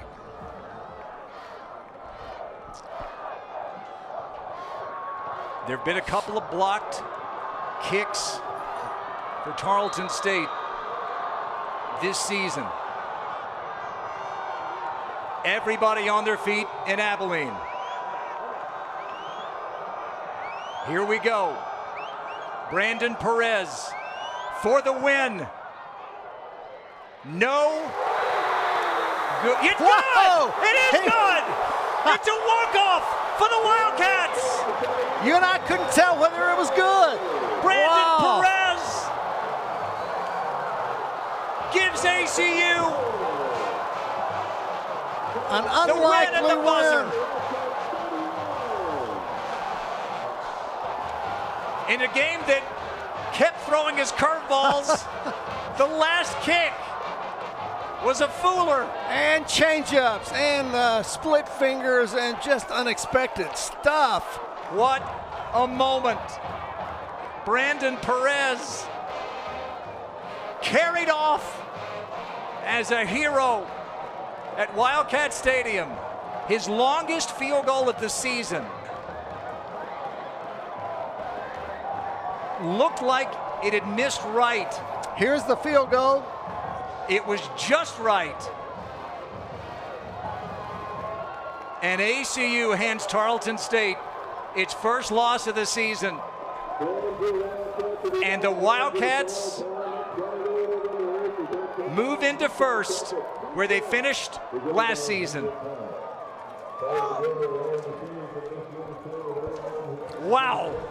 There's not much you can say. I think wow kind of sums it up. Great announcers for baseball or football. When something crazy happens, they're just quiet. And you've done a great job, and we both have, on just kind of letting the play develop. And not a lot to say. Just a great game. Great comeback by Tarleton State. Incredible. You think about resilience. And the Wildcats pull it out. While we have a moment down to Roman. Brandon, a huge game here. You knock off the #2 team in the FCS. How big was this game, would you see? It was a big game. Huge game for our team. Just a huge win for us, and I'm glad. This team, I love this team. I'm glad they gave me another shot. I let them down at first, but they got me another shot, and I'm glad I could just do my job for them. You mentioned it right there. You missed the previous field goal. How big was it knowing they had the faith in you to put you back out there and make the game winner? It was everything. I'm just grateful for the coaching staff, all my teammates, just allowing me to do my job. I let them down a few minutes ago, and then they put me in a position to do it for them, and I'm just so glad I could. Only 3 games left in the season. How big is a win like this for finishing the season with a lot of momentum? It's huge. I mean, obviously it's rivals, #2 team in the land, but like KP's been saying, this is step 1 of our four remaining steps. So great win, but got to finish strong. Everything's in front of us. All our goals that we have for us are in front of us. Thank you, Brandon. Guys, back to you.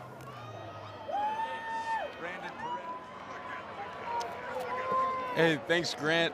Dude, there's no more teams left undefeated than the UAC. ACU takes down #2 Tarleton State. What did you see? Obviously a big kick by Brandon Perez. Man, absolutely. 47-yard field goal to win this game with no time left on the clock. Brandon Perez came in the clutch. He got redemption after missing that field goal to go up by 10. Huge opportunity. Tarleton State tried to drive down. They scored. They tied the game up. They elected just to kick the extra point, right? ACU's offense, Stone Earl driving him down the field. A big play to Eddie Henry set up the field goal. But the Wildcat defense throughout this game to hold the 3rd best offense in FCS to just under 40 points when they average over 40 a game. ACU across the board, a great win, and what a duel between 2 teams who are just absolutely exhilarating to watch play each other. A great rivalry, a beautiful night for football, and I could not be more thrilled to be sitting here next to you talking about a great game. Yeah, we'll take another look at the kick. Obviously, Brandon Perez in that game against TCU, they had a little bit of some controversy. Who's going to kick the ball for the Wildcats? And they end up going with Perez in this one. Obviously, like we said, it's a big kick. But it also started before that, Stone Earl putting him in the position with Eddie Henry right there. What'd you see from that little dynamic duo? Yeah, absolutely. There was a question mark in the kicking room with this Wildcat team. But Brandon Perez, I think he just earned the trust of all of his teammates. You take a look at the end of the game summary here, 361 passing yards. I mean, Victor Gabalis was just absolutely incredible, especially in this second half. But look at that sacks number. The Wildcats with 4 sacks. The defense got it done today. The pass rush has been good all season long, and they were just able to just hold off Tarleton just barely enough to be able to come out of this game with a win. Yeah, like you said, for Tarleton, man, their quarterback got going with the air, passing in the air in that second half. And for Stone Earl, he was able to just manage the game. The run game got well for the Wildcats as well. What are you looking for the Wildcats? How can they keep this going later down the stretch of this year? Well, look, you got to be better on third downs. It's something that the Wildcats have done a great job of this season, usually about 50% conversion on third down, but today just 25%. Going up against a great Texan defense, it was going to be a tough-fought battle. We knew it would be on both sides of the ball with both of these teams. ACU wasn't good enough on third downs, but still able to find a way to get it done. And, man, Brandon Perez, exhilarating. 47-yard field goal for the win. Wildcats take this victory over the what was undefeated Tarleton State Texans, now at 9-1. What a great game. Yeah, like you said, what a great game. And like we said, it was a big game, FCS game of the week. With that, Grant, we'll send it back home to you. The work just now begins, Jim, for ACU. They've got 3 games left. Yeah, it begins, but it's a nice thing for ACU to be looking forward to 3 games, knowing that if you win all 3, you are in the playoffs and the UAC champion. So, boy, it's amazing how a close game, either you deflate it and you just can't believe it, or it's like you've got a new life, and ACU has new life. Brandon Perez uses his mulligan and gives ACU the win. For Roman and Jim, I'm Grant. Thanks for watching ACU and UAC football.